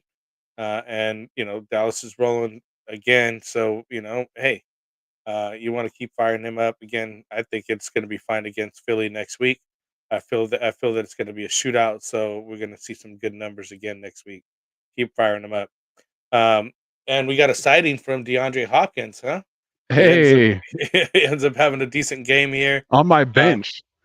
oh, did he? I fired him up, man. I was like, gotta just because that's what's gonna happen. He's gonna have that one week where you should have just kept them in there, and then Yep, now you're like, oh that's damn, what I'm I costing drafted him all these for. points. I only sat him in one place, Oh, and it would okay, have made a that's not bad. difference. Oh, then But it yeah, doesn't even matter. There you go. There you go. No harm, no foul. like I said, I So won the games. I just left all these points on the bench. That's why I'm like, I yeah, you got so want the lucky. points regardless, Yeah, I'll because take the W, but yeah, one of those like you want to make sure you're making the right choices. I made the wrong choices and still won. That shouldn't happen. yeah, yeah. I usually. uh, Anyway, go ahead. Sorry. Paired with 28-23 versus Atlanta. Tennessee did 6 targets, 4 receptions, 128 yards, and 3 touchdowns. I mean, Damn. that's like a touchdown almost per reception over there here. So at 128 yards. So uh, all what we wanted to draft him for, not necessarily 3 touchdowns on the game, but at least getting the 100 yards a game because that's what he's been used to put up amazing numbers, and it's been a rough season this year. And hopefully they can continue it. But I mean, they got quarterback troubles over there as well. So we'll see what happens. I'm not sure. Who do you think's starting over there now? It's gonna be Will Levis. Well, let us go forward, right? He's just done. Yeah. He's locked And if in. he's starting, you're firing up Hopkins this week for sure. Right. No Yeah. Now question. you And gotta he'll get that probably get you good 4 for 40. So that'd be 4 for next 40 if you're lucky. next week, right? Yeah, no Yeah. touchdowns. But it is what it is. Still got to do The it. teams That's know now. fantasy football The for you. teams know that the rookie can throw it. So Yeah. Oh you know man. what are you gonna do, right? Yeah. So then Arthur Juan Brown here. Yeah. His Uh, mama named him Arthur Juan. I'm gonna call him Arthur Juan. Juan, right? uh, at the WR3 position this week. Ends up going 31-38 against at Washington. That was a scary game for Philly. They almost lost to Washington. They had to come back there at the end, but they did. They got 8 targets, 8 receptions, 130 yards, and 2 touchdowns. Finishing the day with 29 fantasy points. Still being WR1 there that we've seen that he got drafted for. Been putting up phenomenal numbers all year. So you just keep firing that guy up. He's a set it and forget it type player the whole season. So the next guy up we have here is Rashid Shaheed. Always keep Ooh, coming up in here into these spots. He's a baller. Also, a waiver wire ad for the week. If you don't have him, get him. Gabe Uh, Davis Jr. yeah, exactly. Um, he just pops up here and there. He's not always consistent, but he's been throwing up some pretty good numbers. They ended up 27-38 at Indy. 3 targets, 3 receptions, 153 yards, and a touchdown. Those 153 yards ain't nothing to joke about right there. Getting that TD is a cherry on top, but he's been throwing up some decent numbers week in and week out here. So I definitely would look to him and get the WR3 at least on your team or at least a bench guy when you need somebody here on these bye weeks coming up. And then last but not least, we got Jalen Waddle out of Miami.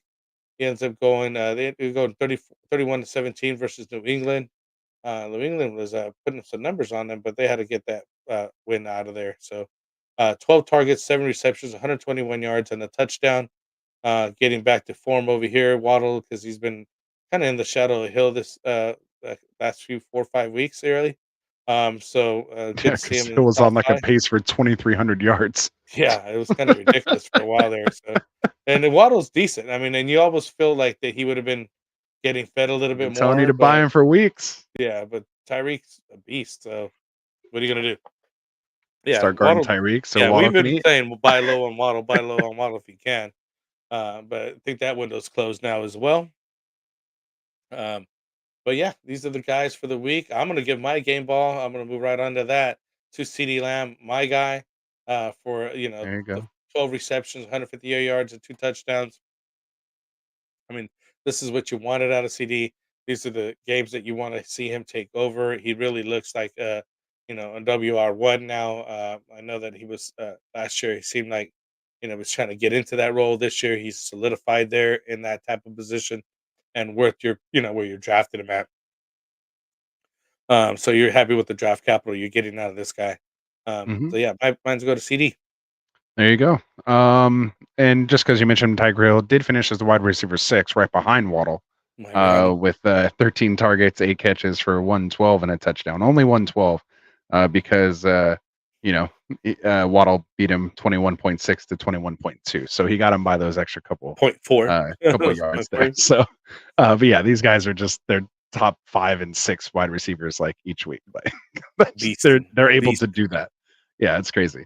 So again, not giving it to Hill. He doesn't need it. Could have gave it to my boy Chase over here doing his things, but he beat the snot out of us, so I can't give him a game ball. Was thinking about maybe Jamison Jamar Crowder. Chase. Yeah, was thinking about Jamison Crowder going 7 for 7 out of nowhere for 95 and a touchdown. I bet you can't even name what team Jamison Crowder even plays for right now. Washington. I was going to say, don't say Washington. He plays in Philly, believe it or not. And so he showed up as wide receiver 1 this week. But I'm going to go ahead and give it to. I was going to go. All right, so I'm gonna do it. I have to give my game ball to Hopkins. It is Halloween. This guy resurrected from his grave, so to speak. Was talking about getting traded. They came out and said no trades. 4 catches, like you said, 3 touchdowns. It doesn't really get much better than that. Over 100 yards. I was thinking about going Jahan Dotson though. He was my runner up. Finally had a breakout. Hopefully a breakout game for him. I like the 10 targets. Finally getting 8 catches, 80 yards and a touchdown. Just looked like the Jahan Dotson that we thought was going to be like that week 1. Like watching him play that game was how you thought he was going to play. But again, the problem is Sam Howell, this and that, anything and the other. But don't want to take away the spotlight. On your bench now because yeah, and again, more points on my bench. Him, Amari Cooper, he didn't go crazy, but still scored more points than Puka and Cup combined. So yeah, I just had a rough week there. And the one, like I said, the one league I did lose. But yeah, so DeAndre Hopkins, man, give him all the spotlight. Resurrection, Halloween time, raising from the grave there, so to speak. So 128, 3 touchdowns. Give him the game ball. All right, so let's get on to tight ends here, and then we'll get to the chat here, and then get to our waivers. Yeah, so I'm sure get the chat lined up because there's too much. Already got a line. Yeah, we already got it going. As long as you know where go ahead. Yeah, I already got it going. That's why I'm like, we got to hurry because it keeps just getting longer and longer. So one of the top waiver wire ads of this week here, we'll start off with Trey McBride, tight end out of Arizona. Ended up going 24-31 versus Baltimore, but he got 14 targets, 10 receptions for 95 yards and a TD. 5 yards shy of that bonus, as Anthony was mentioning. If you do get that 100-yard bonus, 20.5 fantasy points out of Trey McBride. Zach Ertz is done out for the season, so definitely a waiver wire guy to go look at. And there's been plenty of full of tight ends this season. It seems like a tight end resurgence. So these guys not necessarily, Travis Kelce, who had an off day anyways. I mean, maybe because what's her name wasn't there at the game, but who knows? I don't know. So then we had a tight end 2 here. We got your guy George Kittle, who ever since he flashed that shirt has got the 49ers going in 0-3. But But he himself has been going crazy since then. yeah, he's That's been because there's no Debo there. pretty solid. Yeah, exactly. Sorry, I couldn't let you just hate on my guy without saying anything. I was being quiet for the rest of it. I just Mostly couldn't. I because couldn't stand Debo for was that. not around. So if Debo was around, Debo would be feasting, and things would help out Brandon Ayuk as well. So we got ended up 17-31 on that loss to Cincinnati. So we got 11 Asshole. targets, 9 receptions for 149 yards, no touchdown on the day, but he was getting plenty of looks and targets. So 149 yards, not a bad day. Uh, Number 3 for the week here, we got T.J. Hawkinson there. They would go 10-24 against Green Bay. So we got 9 targets, 6 receptions for 88 yards and a touchdown. But it's tough sledding over there in Minnesota going forward. I'm not sure if if he's going to continue to have those numbers. Let's see how the backup QBs end up panning out there because we're not even sure who's going to be starting next, right? Yeah. Yeah, they're still looking to maybe even pick up somebody off the off the couch here to see if they can get somebody started, sign for the guys they already have. So it's going to be tough sledding for those guys going forward. And then we had a David Njoku sighting. He's coming back, looking strong. He ends up here at the tight end number 4 for the week for 8 targets, 4 receptions, 76 yards, and a touchdown. They ended up 24-20 at Seattle. He goes 15.7 fantasy points for the week. So the Joker seems to be having a resurgence the last couple of weeks. I think you also waiver wire add if he's out there enough on your teams. You definitely go get him. And lastly, rounding out the top 5 tight ends is Dalton Kincaid again in the top 5 talk. So you got him going 24-18 against Tampa Bay. Buffalo putting it on there. 7 targets, 5 receptions, 65 yards, and a touchdown. His first touchdown of his career, I believe, right? Or is it second now? Is it first or second? For who? For Kincaid. I That's the think he second. scored one other touchdown. Last week, right? Last week was his first one. This is his second now. So he's starting to trend that way now that his out of counterpart is out for the season as well. And help me out, I can't think of his name right now. And Who? the Buffalo tight end that's done for the season, Dawson Knox. Dawson Knox. Yeah. So now that Knox is out of the way, it's full on Dalton Kincaid the rest of the way. Um, which is what I wanted to see. I think they were obviously easing him in and whatnot, keeping Dawson Knox in there. But I think that now that he's out and unfortunate for an injury, it actually lets Kincaid actually go and shine. So one of the guys I was really hyped up this season for as a tight end, and I'm happy to see him get up there. So who you giving a game ball on to this one here? I think I took the last one first, so I'll give you this one. No, you go first again because I'm trying to do Oh, something for my guy with the game ball. Okay. Well, just to confirm, I'm gonna go off screen here because I think you brought up my guy, and he's not on the top 5 here for tight ends. But he's throwing up the numbers like he should be. Um, and I'm trying to find his numbers right now. Give me 1 second. 'Cause Andrews had a good game. So did he be? I don't know where's his numbers at for the week. I gotta look him up here. So I'm just thinking Taysom Hill, Oh, okay. because um, Oh, because he's under quarterbacks. He's probably under quarterbacks. yeah, he's That's why. probably under quarterbacks now. It's kind of crazy, but he is a tight end. He's just the guy's just a utility knife over there. Yeah, he ends up going 1 reception, 1 target, 14 yards, rushing 7 for 20, and 2 touchdowns. Rushing wise, I know that he threw some passes as well. Um, so I mean, this guy's just again a Swiss Army knife over there for the team, and you definitely want to start him. And he has a ball nose for the end zone. I think Anthony had a question earlier this week about Jawan Johnson coming back and this and that. But like I said, once this guy's fired up, and he has been in the last couple games, they're finding ways to play, put him in, get game script for him, and whatnot, and he'll continue to get you those fantasy points. Although he didn't finish top 5 as a tight end, he's he did have a very decent week and showing. He ended up with 20.5 fantasy points on the week. So even better than last week. So keep firing them up till further notice. There you go. Yeah, and I like that as well. So I don't mind that game ball. Probably where I would have went, but instead I'm going with this. I was trying to find a better picture, but this is the only one that would have let me do it. We're going David Njoku, baby. If you guys remember when he burned his face, he showed up at the game with the Hollow Man mask on, with his fur coat, no shirt. Dude's ripped. And then went out and played a game. And if you guys did see the actual burns and stuff that he was dealing with, and then since recovered from, you would just love this dude as a football player, man. So I think I need to go out and find this costume. I hope they have like a David Njoku costume that you could wear, because I'd love to go do this. I would definitely need the shirt that has the six pack and stuff on it though, because I'm not quite airbrush that onto you. Yeah, I'd have to hit like at least like 20, 30 push-ups and sit-ups before I'd look like that. You know, I kind of, I've been on here, podcasting here for the last couple of hours. So, I'd have to get a little sweat going before I look like that. Get your lady to rub some baby oil. Yeah, exactly. Get some baby oil on me, and then you wouldn't even be able to tell us apart at that point. So yeah.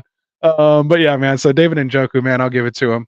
Started him in a bunch of leagues this week. So again, he helped contribute to my win. Appreciate him, and just love the costume, and it is Halloween, so I want to do something a little fun there. All right, so hopefully you guys enjoyed that, and make sure you guys go check that out if you haven't seen it yet. The David Njoku costume. So there you go. All right, so we'll go to the chat here. I lost my spot because I kind of went to.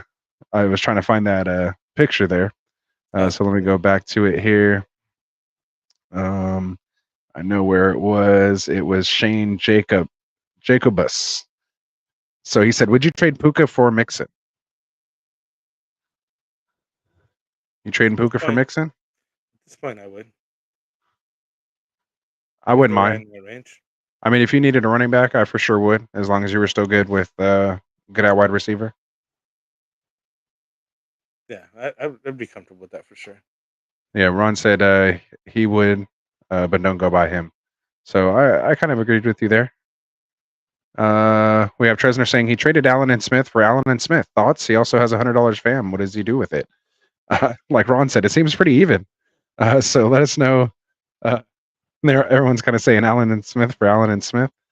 So let us know who that is, and we'll see if we can help you out. But unless he was just making a joke, like because people are like, I'm going to trade basically the same thing for the same thing. So I don't know. That happens a lot. I like it. Yeah, I mean, I like it. It's like that's why you don't like to trade people sometimes, because you're like, why would I give you that guy? I'd rather just give the guy I had. Like unless I'm getting something I feel like I need. So that's why a lot of people don't know how to trade with Frank. Frank and I get a lot of trades done because I know how he wants to do it, and you can get a good deal from him. What you perceive as a good deal, because he perceives it as a good deal. Yeah. So those kind of things, that's when it works out. And he always gets the better end of it somehow, asshole. He always gets me for it, man, every time. Doesn't get to use David Montgomery, then he gets hurt. Seriously. You got one game out of him? Yeah, I got like one good game. He popped, and then nothing ever since. So, but yeah. So let's see what else we got in the chat here. I think we had Wareloft saying, "What's up? How's it going?" He said Pollard was disappointing, but luckily he's still 8-0. So flex on him. There we go. How's it going, man? We got Tycoon in the house. What's up, Tycoon? What up? What up? And welcome. See, there we go. Make sure you guys go check out the Fantasy Boardroom with Tycoon. Links down in the description. He's 8-0, despite drafting Pollard in the second or third. Is impressive, Warrior. So good job, and keep flexing on him. Keep it going. We got everybody saying what's up to Tycoon. He's a celebrity in our chat in here, and of course on the show. So we appreciate him. And Smokey said he had a parlay TD with Brees, Eckler, Chase, Gibbs, Jacobs, Kincaid, CMC, and Pollard is the one who killed it for him. It would have been plus $1,000, man, and that sucks. I feel bad because I might have reapered him because I had Pollard in my DFS lineup that I read off to Classic in our Sunday morning show, so I put that out in the ether. You guys should have sat everybody. Lamar, Pollard. I had Puka and Cup in that lineup in my DFS. Like everyone, I reapered everyone in there. I got to share that lineup because everyone got reapered. Yeah, that was tough. That was tough. What not to do? Don't listen to Anthony's advice. Yeah, so I'm usually pretty good at it, dude. But yeah, this week I picked all the wrong people, and I thought I had a good lineup. I had the Lamar Andrews stack. Like Andrews did okay, but yeah, he did. Again, Lamar should have had those 3 Gus touchdowns, and it could have been a whole different. Like I was on it, it just didn't quite. Didn't work. And that's why. And that's why if you're going to gamble, make sure you guys go gamble with Underdog Fantasy. Promo code Get Right. All right. So what else do we got in here? We got Big Gio say, what do you guys think of Pollard and Thielen for James Cook and Devontae Adams? I think I'm staying with Pollard and Thielen. Adam isn't looking too high right now. I might have to slow my roll on Adams, but too high. And Cook is decent, not doing anything. Not too much, but yeah, I think might stick with Pollard. Pollard's at least still doing something. Yeah, there could be better days ahead for Pollard. Yeah, it's going to get rainy. Yeah, you guys got to remember, weather starts getting bad. People start running the ball a lot more. It's not going to be this 400 yards every game. So yeah. Anyway, so there we go. That's what we think. We got Derek in the house asking if you're locked for playoffs. Who are you willing to give up for JJ at this point? Not much at this point because Cousins went down. Had Cousins went down, I would have gave up JSN. Maybe I don't know if I would have given up. Probably would have gave up Devonta Smith. I probably would have gave up someone like Waddle, a few weeks ago. Low end wide receiver 2, I think would be worth it. Now I'd like to give definitely, or I'd say mid to low wide or mid wide receiver 2. Now I'd like to be low wide receiver 2, maybe wide receiver 3, or 2 wide receiver 3s. Yeah, maybe Lockett after finally a big game. Maybe. Yeah, Godwin, I could see, but as long as you still have the wide receiver depth in case he doesn't come back, or if he comes back, he's just one of those guys that you traded away. He might just be Amon-Ra St. Brown and not Justin Jefferson, if that makes sense. Still good because the talent's there, but just he's lacking at the quarterback. So, and you never know, the guy could come in and be freaking Brock Purdy for all we know. So it's worth the gamble as long as you're not wrecking your championship. You want to make sure you have you could still field a decent lineup that you feel comfortable with, and just have JJ there for the icing on top. Derek said, "Yeah, I normally have abs like that, but I'm in his bulking phase right now." See, we're all in that same phase, Derek. We're all there, man. Bulking. There you go. Warrior said he took Chubb in the second. Mostert helped him most of the way. So that was when Tycoon was asking him, he reached for Pollard, or he's saying he drafted Pollard in the second or third, but he said he actually reached on him, and he actually had Chubb in the second. So that means he really came up with Mostert there. So, and still sitting 8-0 after losing Chubb and lacking Pollard. Well managed, Warrior. Well managed. All right. So Derek's asking Mostert or Monty rest of the season, half PPR, leaning Monty based on playoff schedule, but it's pretty close. I think I'm Monty in this one, just because A-Chain's going to be a thorn in the side. Gibbs could be a thorn in Monty's side, but I still think Campbell likes Monty a lot, and they're paying Monty a lot. So why put all that work on Gibbs if you don't have to? It's nice to know he can do it in case Monty's hurt. He can learn. He doesn't. Yeah, just keep him learning. So yeah. Derek says, yeah, he has Hollywood, McLaurin, Olave. He's fighting for his flex spots. Ooh, that's nice. But not sure he's willing to give any of them now. I would give Hollywood. I mean, I guess if you could think, I guess if Kyler comes back and how effective he's going to be, maybe Hollywood you might want to keep. But out of McLaurin and Olave and Hollywood, I would give Hollywood for JJ right now for sure. Thinking about going to target the Diggs owner instead. Yeah, I mean, if you can get Diggs, for sure. Yeah, I would do that. Yeah. So let's see. Big Joe says, I actually threw a monkey wrench. I have Adams and Cook and need to get Adams out for Pollard and Thielen. He said he's reaching. Oh, that's nice. He just wanted to see how we'd react if it was the other person asking the question. See? And that's why I like to answer from both sides. But yeah, I mean, to me, I'd still rather have that Pollard and Thielen side. But to me, that's why you want him to at least make that offer, because if he accepts, then you definitely feel like you traded up instead of, just settling. So Yeah, exactly. there you go. I like it. And it wasn't like crazy. It wasn't crazy off. We weren't like, oh no, why would you do? Yeah. It wasn't like terrible. So yeah, I could see both sides, and it really you got me to say that I kind of want to move off Adams, which is tough. Because like up until like last week, I was like, no, yeah, the other stuff too. So here we go, man. Let's get into it. Let's talk about our quarterback waiver ads for the week. I'll just name three. I don't have like a specific order, but there was just kind of three I was thinking of with, with the four teams we have on bye. I was thinking Sam Howell going up against New England. He's 46% owned on Sleeper, 45% on Yahoo. Obviously it was QB1 here this week. New England's kind of a tough matchup in New England. You would like it a little better if he was at home. But again, with the guys on bye week, or maybe in 2 QB leagues, if you have to fire him up, I'll definitely, considering him. Again, he is boomer bust, so just temper your expectations potentially. He could either win you the week or cost you the week. He's probably not going to get anything in between. You'd be happy with something in between. Then I have Gardner Minshew. He gets Carolina. Nice matchup next week. Even though Carolina came out pretty tough here against Houston. But again, it was just kind of Houston. I think Indy's definitely a little better there. They're kind of the same, but we'll see what happens here with Carolina. Gardner Minshew's 21% owned on Sleeper, 17% on Yahoo. So if you need to throw a guy in there looking for someone, don't have anyone on your bench, maybe you had Kirk Cousins, you need a backup for the rest of the year. Again, that's why I like grabbing him, especially as a backup with all the quarterbacks that went down this week. I think he could be somebody that could help you contribute more as a bye week replacement, more so than like, you're not starting him over like Lamar or Trevor Lawrence long term or anything, just to fill your bye week here this week and have as a backup should anything happen to your main guy. Then another guy, just Will Levis. I think you have to consider him, just throwing 4 touchdowns. Again, more so as a bye week replacement, 7% on Sleeper, 5% on Yahoo. They get Pittsburgh this week on a short week on Thursday night.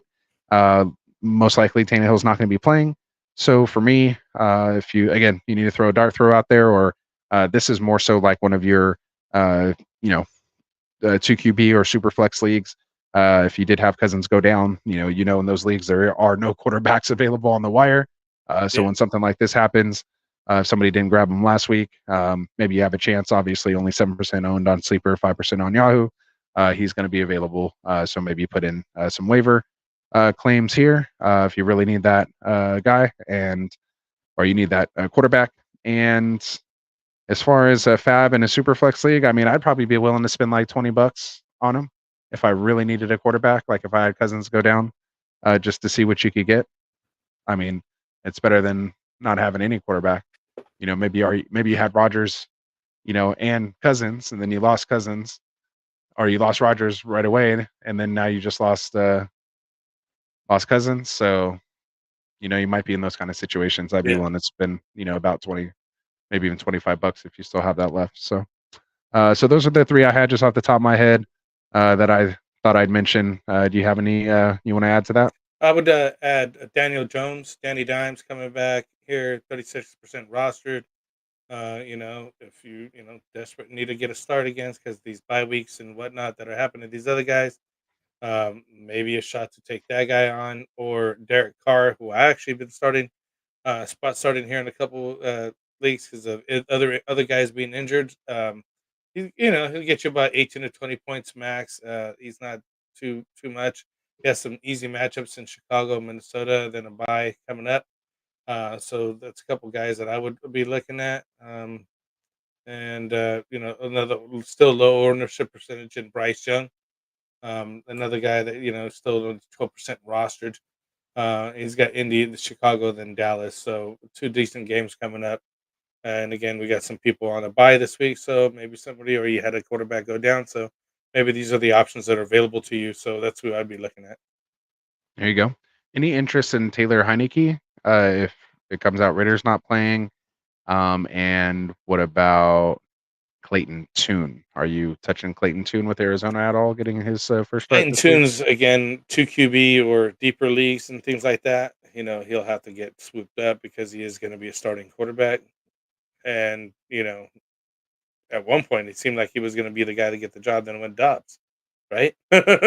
Like at the beginning of the season, it went like it was going to go Tune. Next, goes Dobbs. Now it's going back to Tune just to see what they got. I think they're testing these guys out, maybe like you're saying, so they can move on from the Kyler Murray. Suck for Caleb. Yeah, maybe Something like that, right? But that dude's trying to own a team, so that's kind of crazy. Yeah, crazy, huh? Kids these days. Yeah, kids these days. I don't think anybody's going to be like, yeah, sure, let me just give you part of my team here. Yeah. $1 billion. Yeah, I think I try to do the calculation, like even like a 0.5% of a $6 billion franchise is like 50 million. Yeah, it's like, ridiculous numbers, right? Yeah. Or I think it's 1 billion. It's like 50 million or something like that. Like it's still a lot. Yeah, or 5 million. I think it's like 5 million or something. That's just a 0.5%. Like how many percents is he trying to ask for? Come on. But yeah, if you're a quarterback, you're gonna make like 250,000 if you're just good anyway, or 250 million. Yeah. Or who knows, even more by the time he gets, 5 years from now, it might be 300. Freaking, it might be $500 million by then. You never know. I don't know. Crazy. Yeah. Have your kids be quarterbacks, guys. So we'll move on. So you want to go on to running backs now? You got any other quarterbacks you wanted to mention there? No, those are the quarterbacks that I had listed on here. Let me go through my list, get up to running backs here. All right, so we'll go running backs. I'll start it off, and then you can add or comment on anybody I have here. I have kind of a okay list here. We'll see how it goes. So first guy I have on my list, again, not necessarily any order, just guys that came to mind. Chuba Hubbard, 64% owned on Sleeper, just makes that 65% cutoff that we like to try to stay under. 59% on Yahoo. You had Miles Sanders. He was active, but had 0 points, 2 carries, 0 yards. Chuba Hubbard got all the work there for the most part. Looked decent. Obviously, they got their first win of the year. So who knows? Do they push Sanders out? Maybe Sanders isn't completely back from that shoulder injury. But I think Chuba needs to be owned pretty much everywhere at this point based on what his upside could be. The next guy I have is a guy I know you have. Darrell Henderson, 58% owned on Sleeper, 45% on Yahoo. So he's still out there in some leagues. With Stafford out or potentially out, they may lean on Henderson there. We were kind of talking about that throughout the show. So he's someone I would kind of take a look at. Another guy, and I hate saying it. Hold on. Let me just real quick. Go ahead. Go in. Also, the vulture job by teammate Royce Freeman there. Another guy that's just basically splitting carries, but Henderson is the lead back for right now until Kyron Williams comes back. But don't look for him in my teams. I wouldn't beat the waiver wire early on that guy. He's like, I already got those guys. Yeah, I locked him up in every team I had. Literally went around. He's like, I'll take him. So there you go. Henderson and Freeman there for the Rams. Then you have Cam Akers, Minnesota running back, 56% owned on Sleeper, 58% on Yahoo. He's just kind of looking more effective in getting the goal line work over Madison. Madison's had his fumbling issues this year, so could be why he's not getting that goal line work. He did still out-touch Akers. He got 16 attempts over Akers' 9 attempts. But again, he seems to be getting kind of the more valuable work, and I think he's only still been there for like 2 or 3 weeks. So it's not like he's had a whole lot OTAs and off seasons, and he's still learning everything.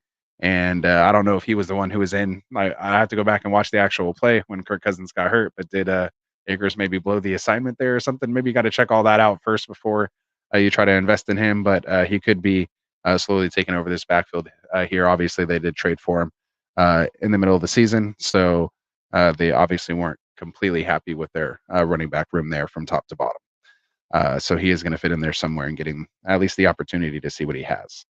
Next guy I have on the list here is Amari DeMarcado. Connor went down a few weeks ago. He comes in, gets all the touches. He's the hot waiver wire ad.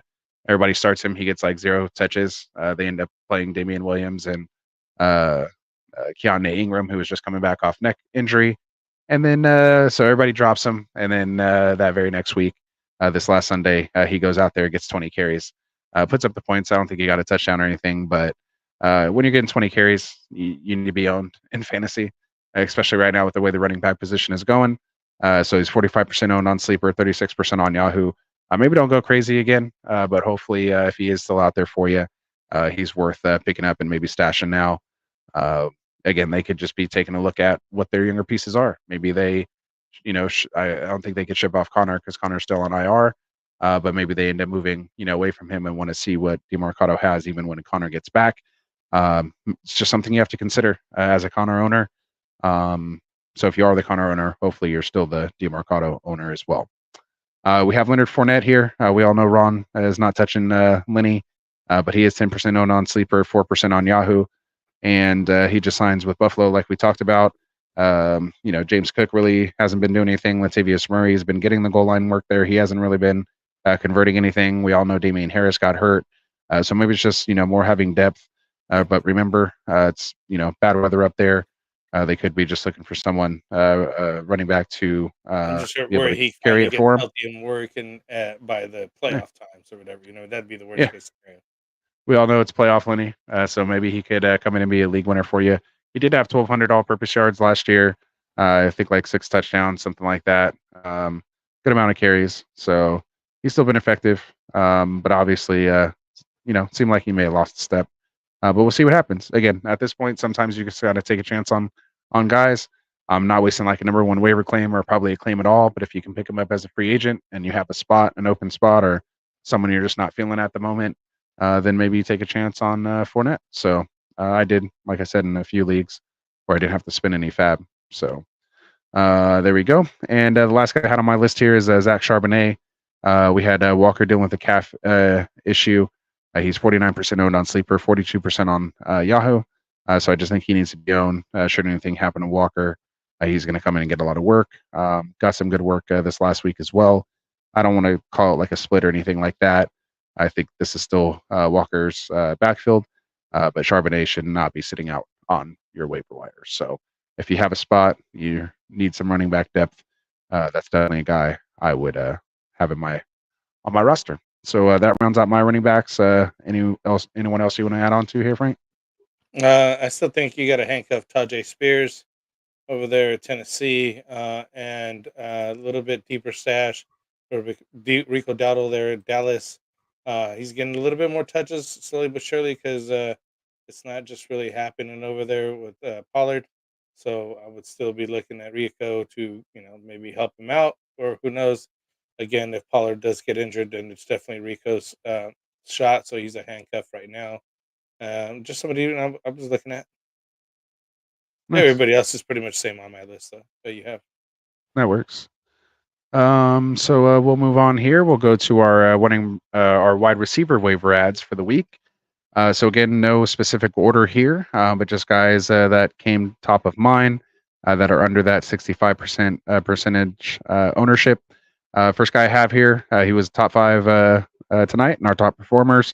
Rashid Shaheed, 34% owned on Sleeper, 36% on Yahoo. He is a boomer bust. I kind of called him a Gabe Davis Jr. But when you kind of look back at it, he has some pretty consistent,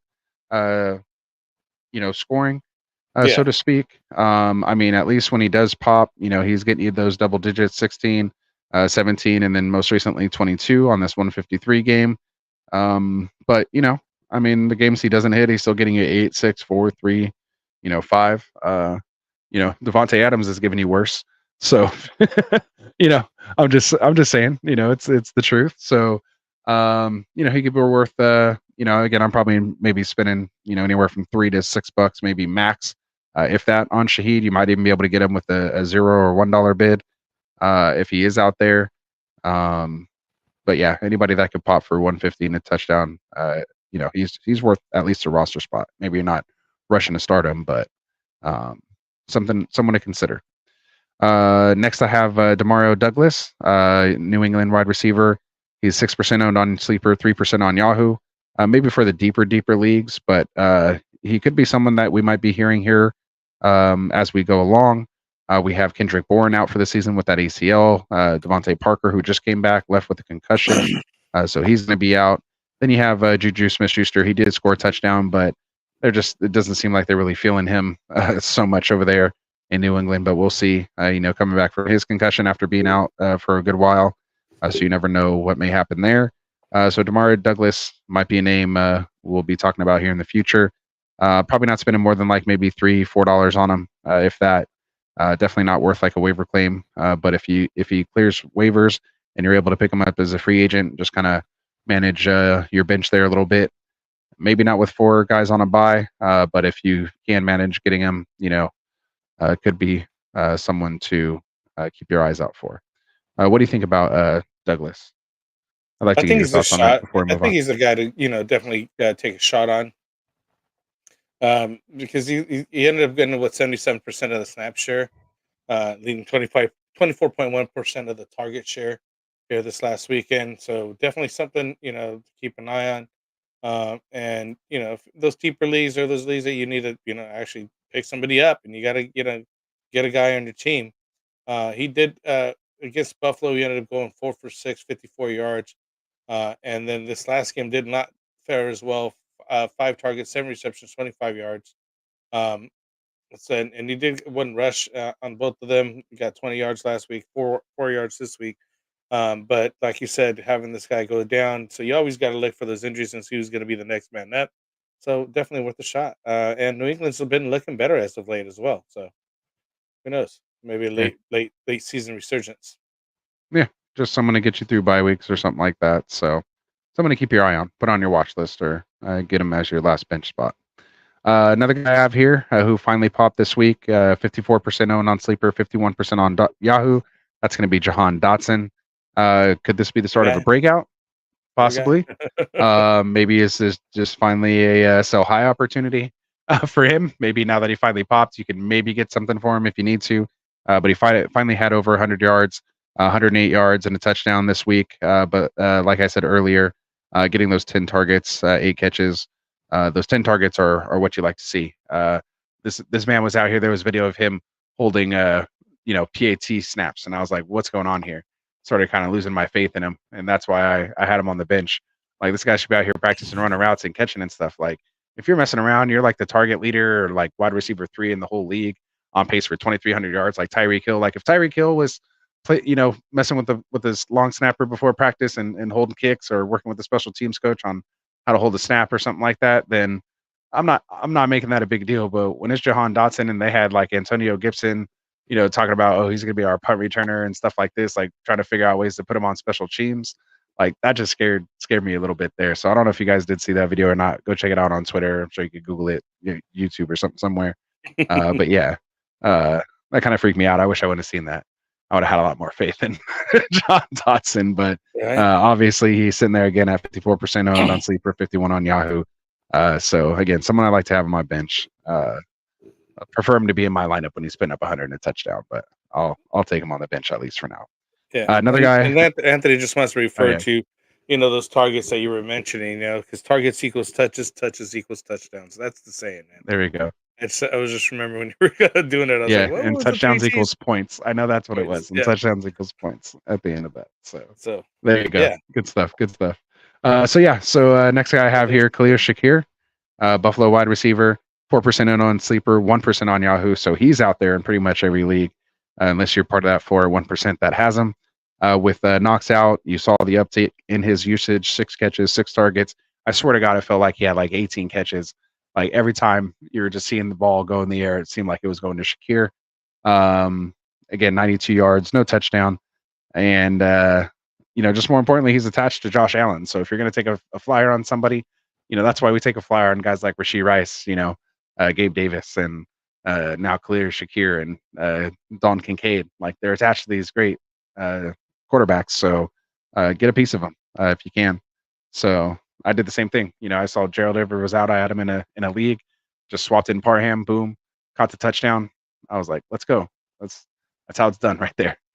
So speaking of Herbert, next guy I have on my list, Quentin Johnston, Los Angeles Chargers. Obviously, if this Palmer injury is serious or tends to linger, again, he's attached to Herbert. You saw him get involved more this week. He's 30% owned on Sleeper, 19% on Yahoo, so he's going to be out there. So go check him out. He's worth a stash. I don't think you could quite start him quite yet. You want to see a little more. But if I'm not mistaken, I don't know, Frank, if you have his stats right there, but I think he went 5 targets, 5 catches for 50 yards or something like that, I want to say. And he did score a touchdown last week.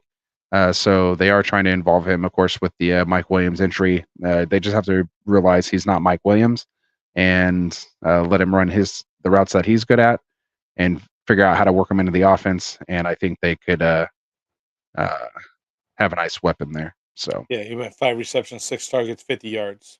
oh, I was off by a target. Dang it. Yeah. All right. Not bad. Not bad though.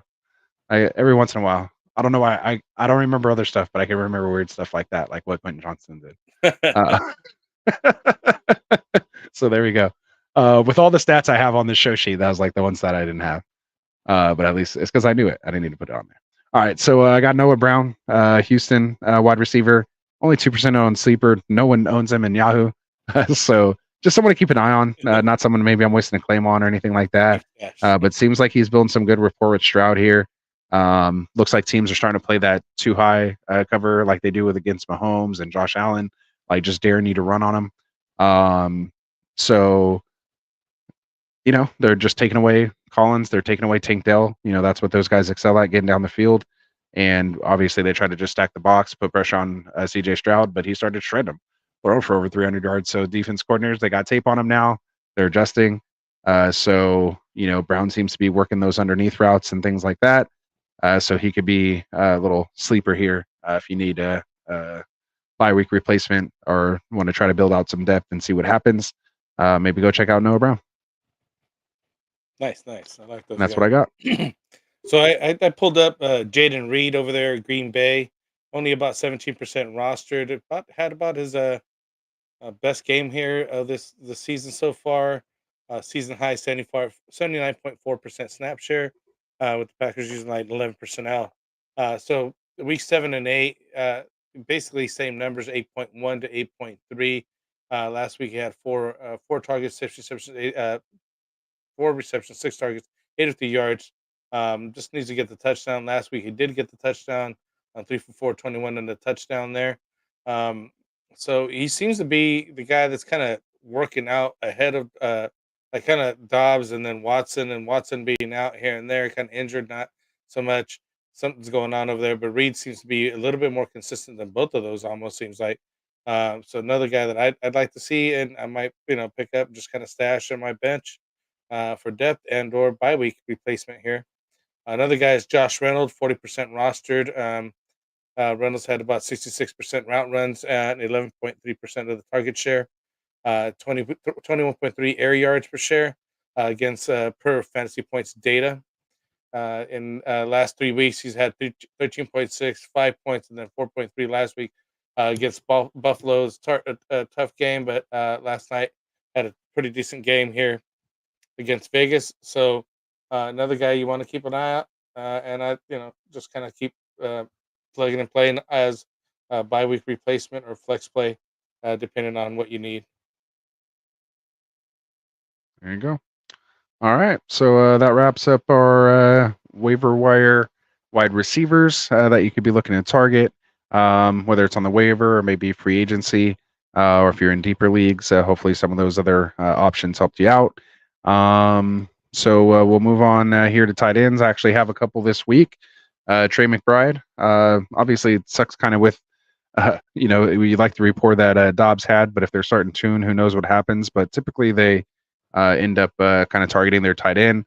Not to mention, McBride's probably been running with the twos with Clayton Tune, probably more often than, so maybe he already has that rapport with McBride since Ertz was running with the ones with Dobbs. So maybe, they come out and have some instant connection there. But again, you like to see 14 targets, 10 receptions, 95 yards, and a touchdown. So, I just think he's one of the better options, in the passing attack. Just in general, you have Hollywood Brown, who's probably number 1, and then next it's probably going to be McBride as the number 2, just probably overall talent, and then maybe DeMarcado, from there, and then whoever else, Michael Wilson, like they just don't really have anything. So so he might be a nice guy, could be a potential guy you can kind of just set and forget at tight end. So he's someone I'm definitely keeping my eye on. Taysom Hill, your guy, Frank.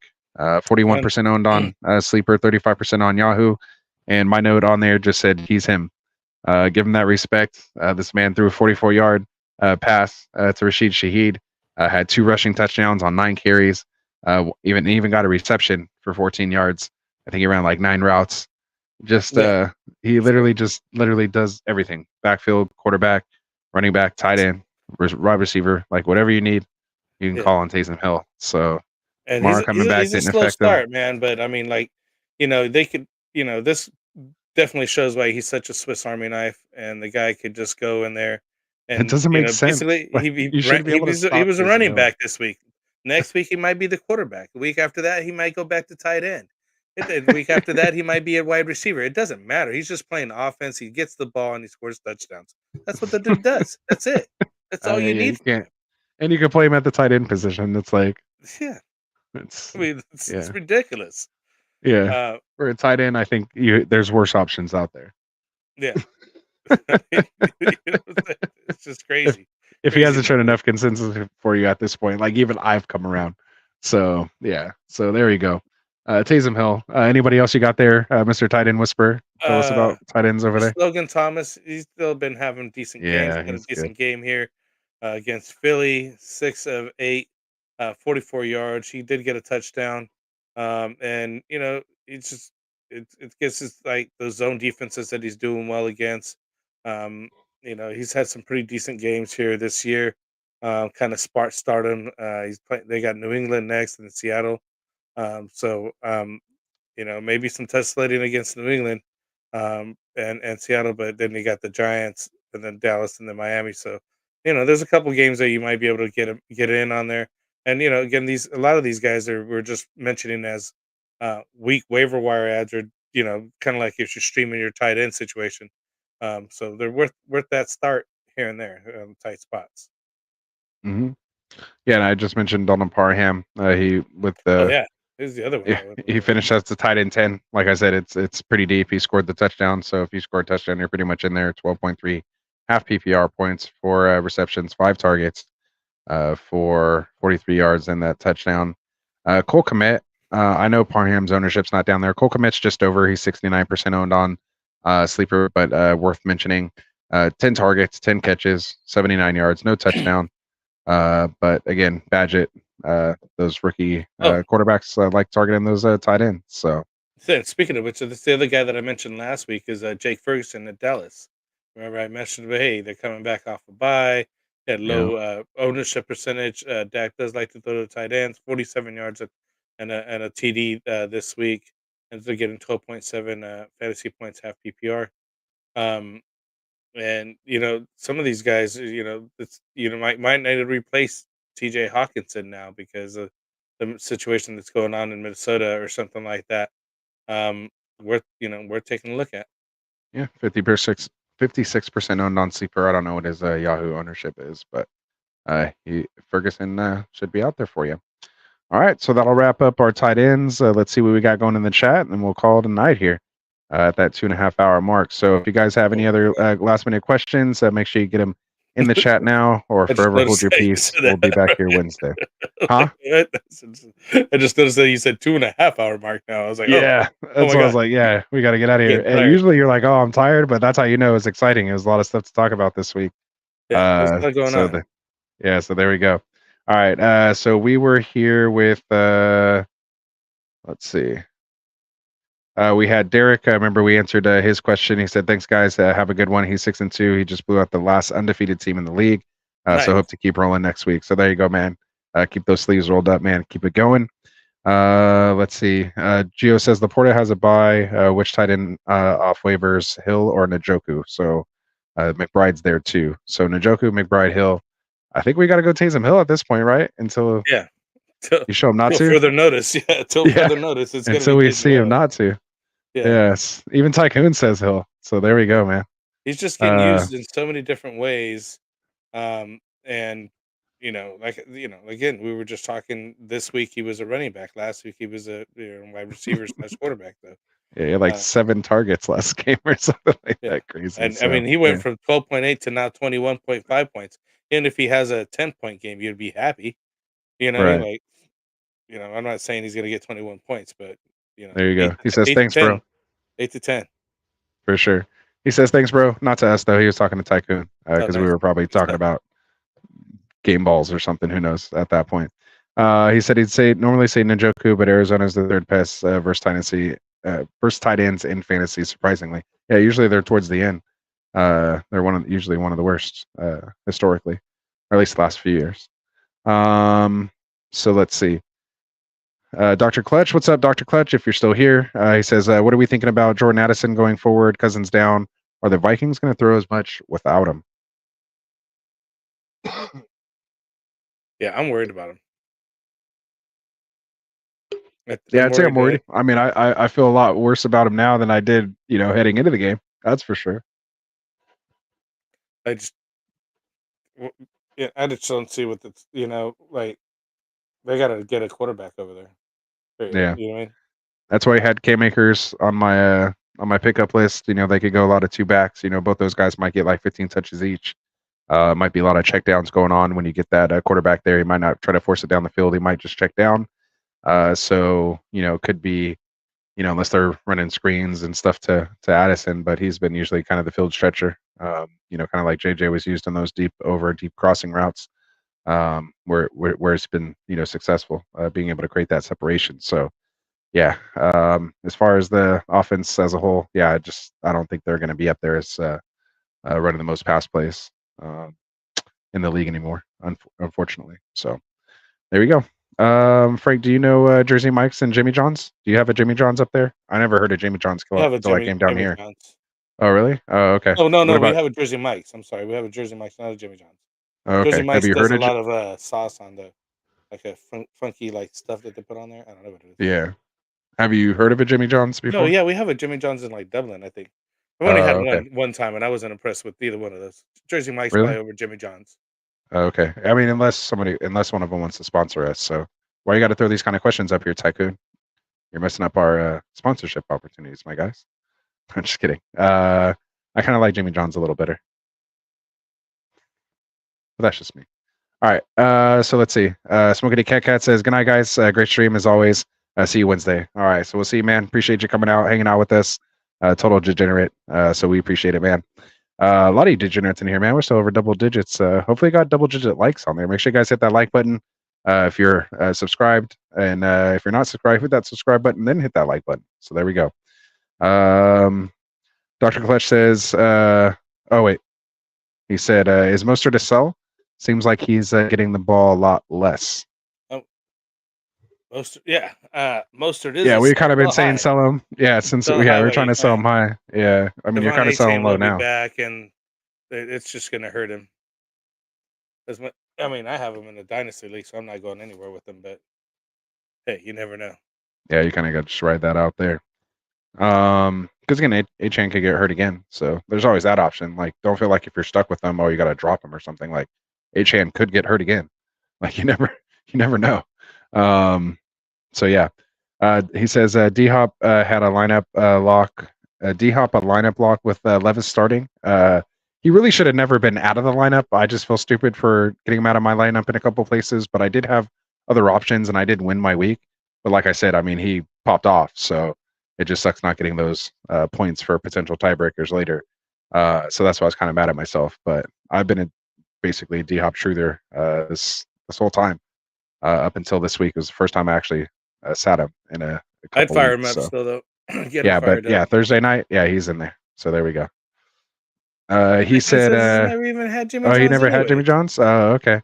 Maybe he's going somewhere that has it. Instead of getting either one of these places, go get some Togos. Togo, I do miss Togos. I haven't had a Togos in a while. I used to love their pastrami, their hot pastrami. Yes. At Togos, pretty good. Go get some of that. Yeah. He said, okay, that's interesting. Good stuff, boys. So yeah. So Jimmy John's is good though. Yeah, I've had it out here. It's pretty good. And they have funny commercials on the radio too. So maybe that's why I like them a little better. All right. Marketing is important. All right. So let's take care of a couple of things here before we get out of here.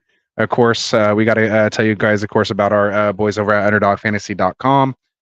So make sure you guys go to UnderdogFantasy.com or download the Underdog Fantasy app. Underdog Fantasy is a real money best ball platform. They have some great preseason tournaments like their Best Ball Mania 4, where it was just a $25 buy-in. Winner got $3 million. Second place is going to get $2 million. Third place is $1 million. So they're making 3 millionaires. They also have weekly best ball drafts, kind of similar to DFS style. where you just kind of do a draft for the week versus kind of setting a lineup using a budget. So it's just a fun little tweak on that. So those are a lot of fun. Make sure you guys go check those out. But what I like doing during the season, I like doing, the best ball drafts off season. But when we get in the season, I like doing the pick'ems contest that they have.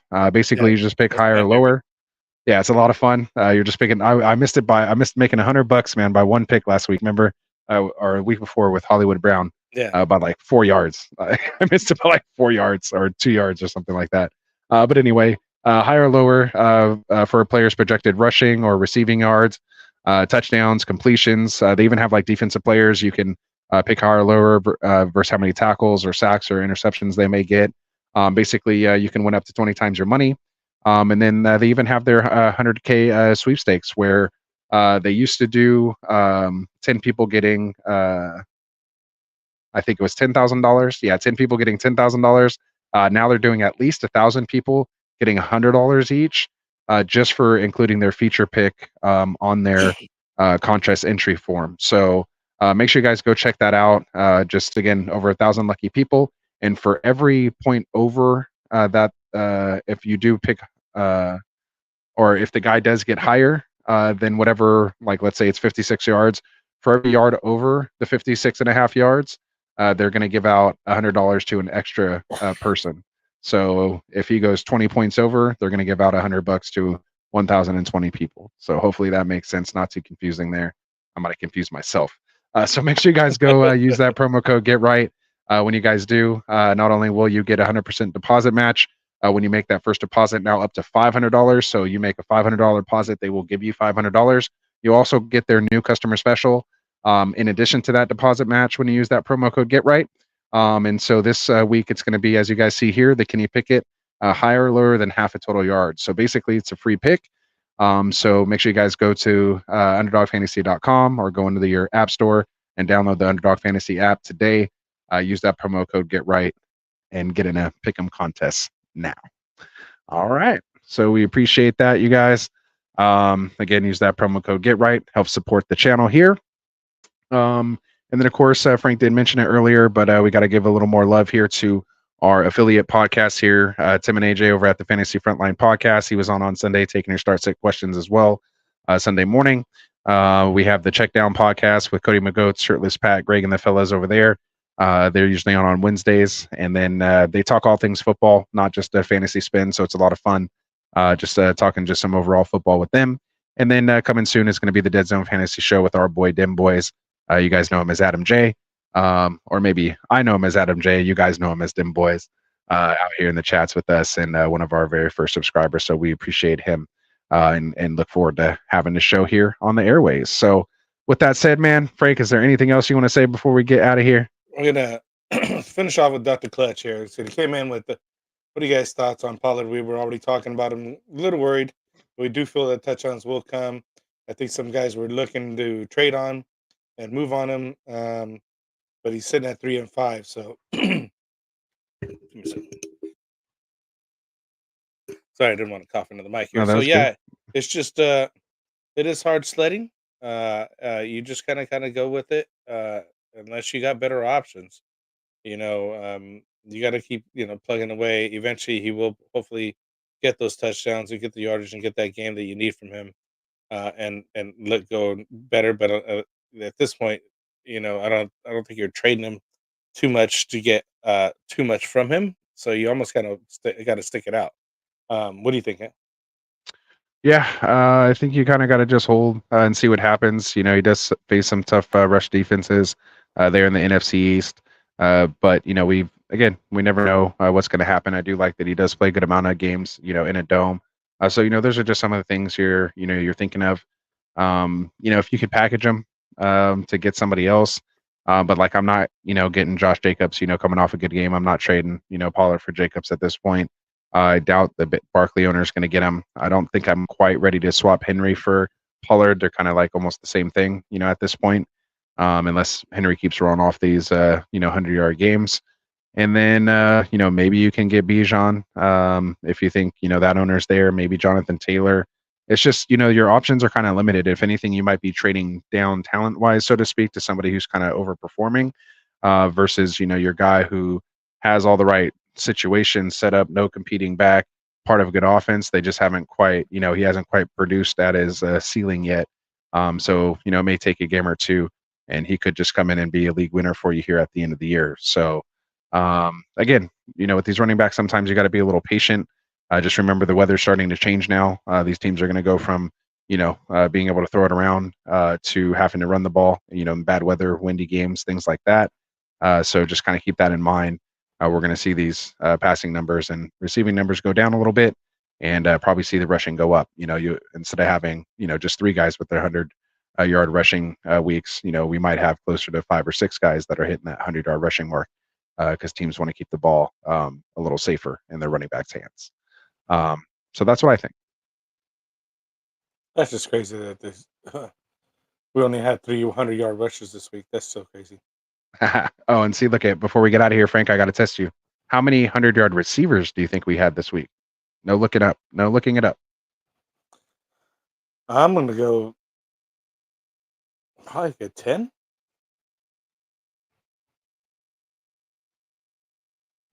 How many was it? 11. Not bad. Oh, see, that's not bad. See, Not bad. So Garrett Wilson, Jamar Chase, Amon-Ra St. Brown, Jahan Dotson, Brandon Ayuk, Tyreek Hill, Jalen Waddle, DeAndre Hopkins, AJ Brown, Rashid Shaheed, and CeeDee Lamb, all over 100 yards receiving. so we're gonna test your theory a couple weeks from now when it's good and rainy and snowy. We'll see what those numbers look like. Right? We should write that down. We should write that down.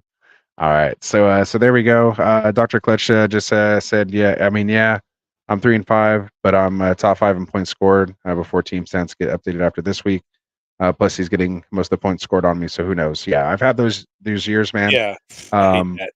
Yeah, those are just tough. There's nothing you can do about it. That's why some people like to play median scoring, which I can't stand. Like, to me, that's the fun and bad about fantasy football. Yeah. Like, you're playing against that team. Like, in real football, you could be like the Dolphins and score just because you scored 70 points in one game doesn't mean you get to win all the other games or get to the playoffs just because you had one good game and scored all those points. Like, you could score as many points as you want. The whole point of the game is you need to score one more point than the other team. Doesn't matter how much you beat them by. You just need to beat them by at least one, and it all counts the same. Yeah, and I've had a few of those weeks myself. Been in that receiving end of the second highest score of the week, and you're playing the highest score of the week, and there's nothing you can do about it. Yeah, You just try to put up your points as best you can, and those help you out throughout the year because you still need those points at the end for playoff seeding and so on. for sure. So yeah, Squidward said, "Damn, y'all still going? Get those 3 a.m. streams in. Why you still watching at 3 a.m., man? It's only midnight here for us, man. That's what's crazy. That's Why are late. you still That's up at what's 3 a.m.? But we appreciate it, man. You Thanks, know we'll man. be here. You guys know Let's that. screw it up Appreciate with you, it. Squidward. For sure, we For gotta sure. go though. On Yeah, that we're note. out of here though. Yeah, we even went past our time. This was a long one, but we had a Yeah. lot of stuff. We got to get our game balls in. That was a lot of fun. I appreciate what you guys bring to the chat. We will be back here on Wednesday for my favorite show, the Roster Management, or as you guys like to know how I say it, the Rasta Management Show. Get your lineups right, man. We'll roll those sleeves up. We are out. Oh, his audio just went out. On that note, go ahead and put up the stream. We're out of here for tonight. That just seals the deal. All right, guys. Have a good night. Wanted to white fantasy is the play. Marking nothing, but I tune in every Friday. Strategies provided, I will lock in every way. So go and roll your sleeves up. Yeah, go and roll your sleeves up. All right, sleeves up. Am I back?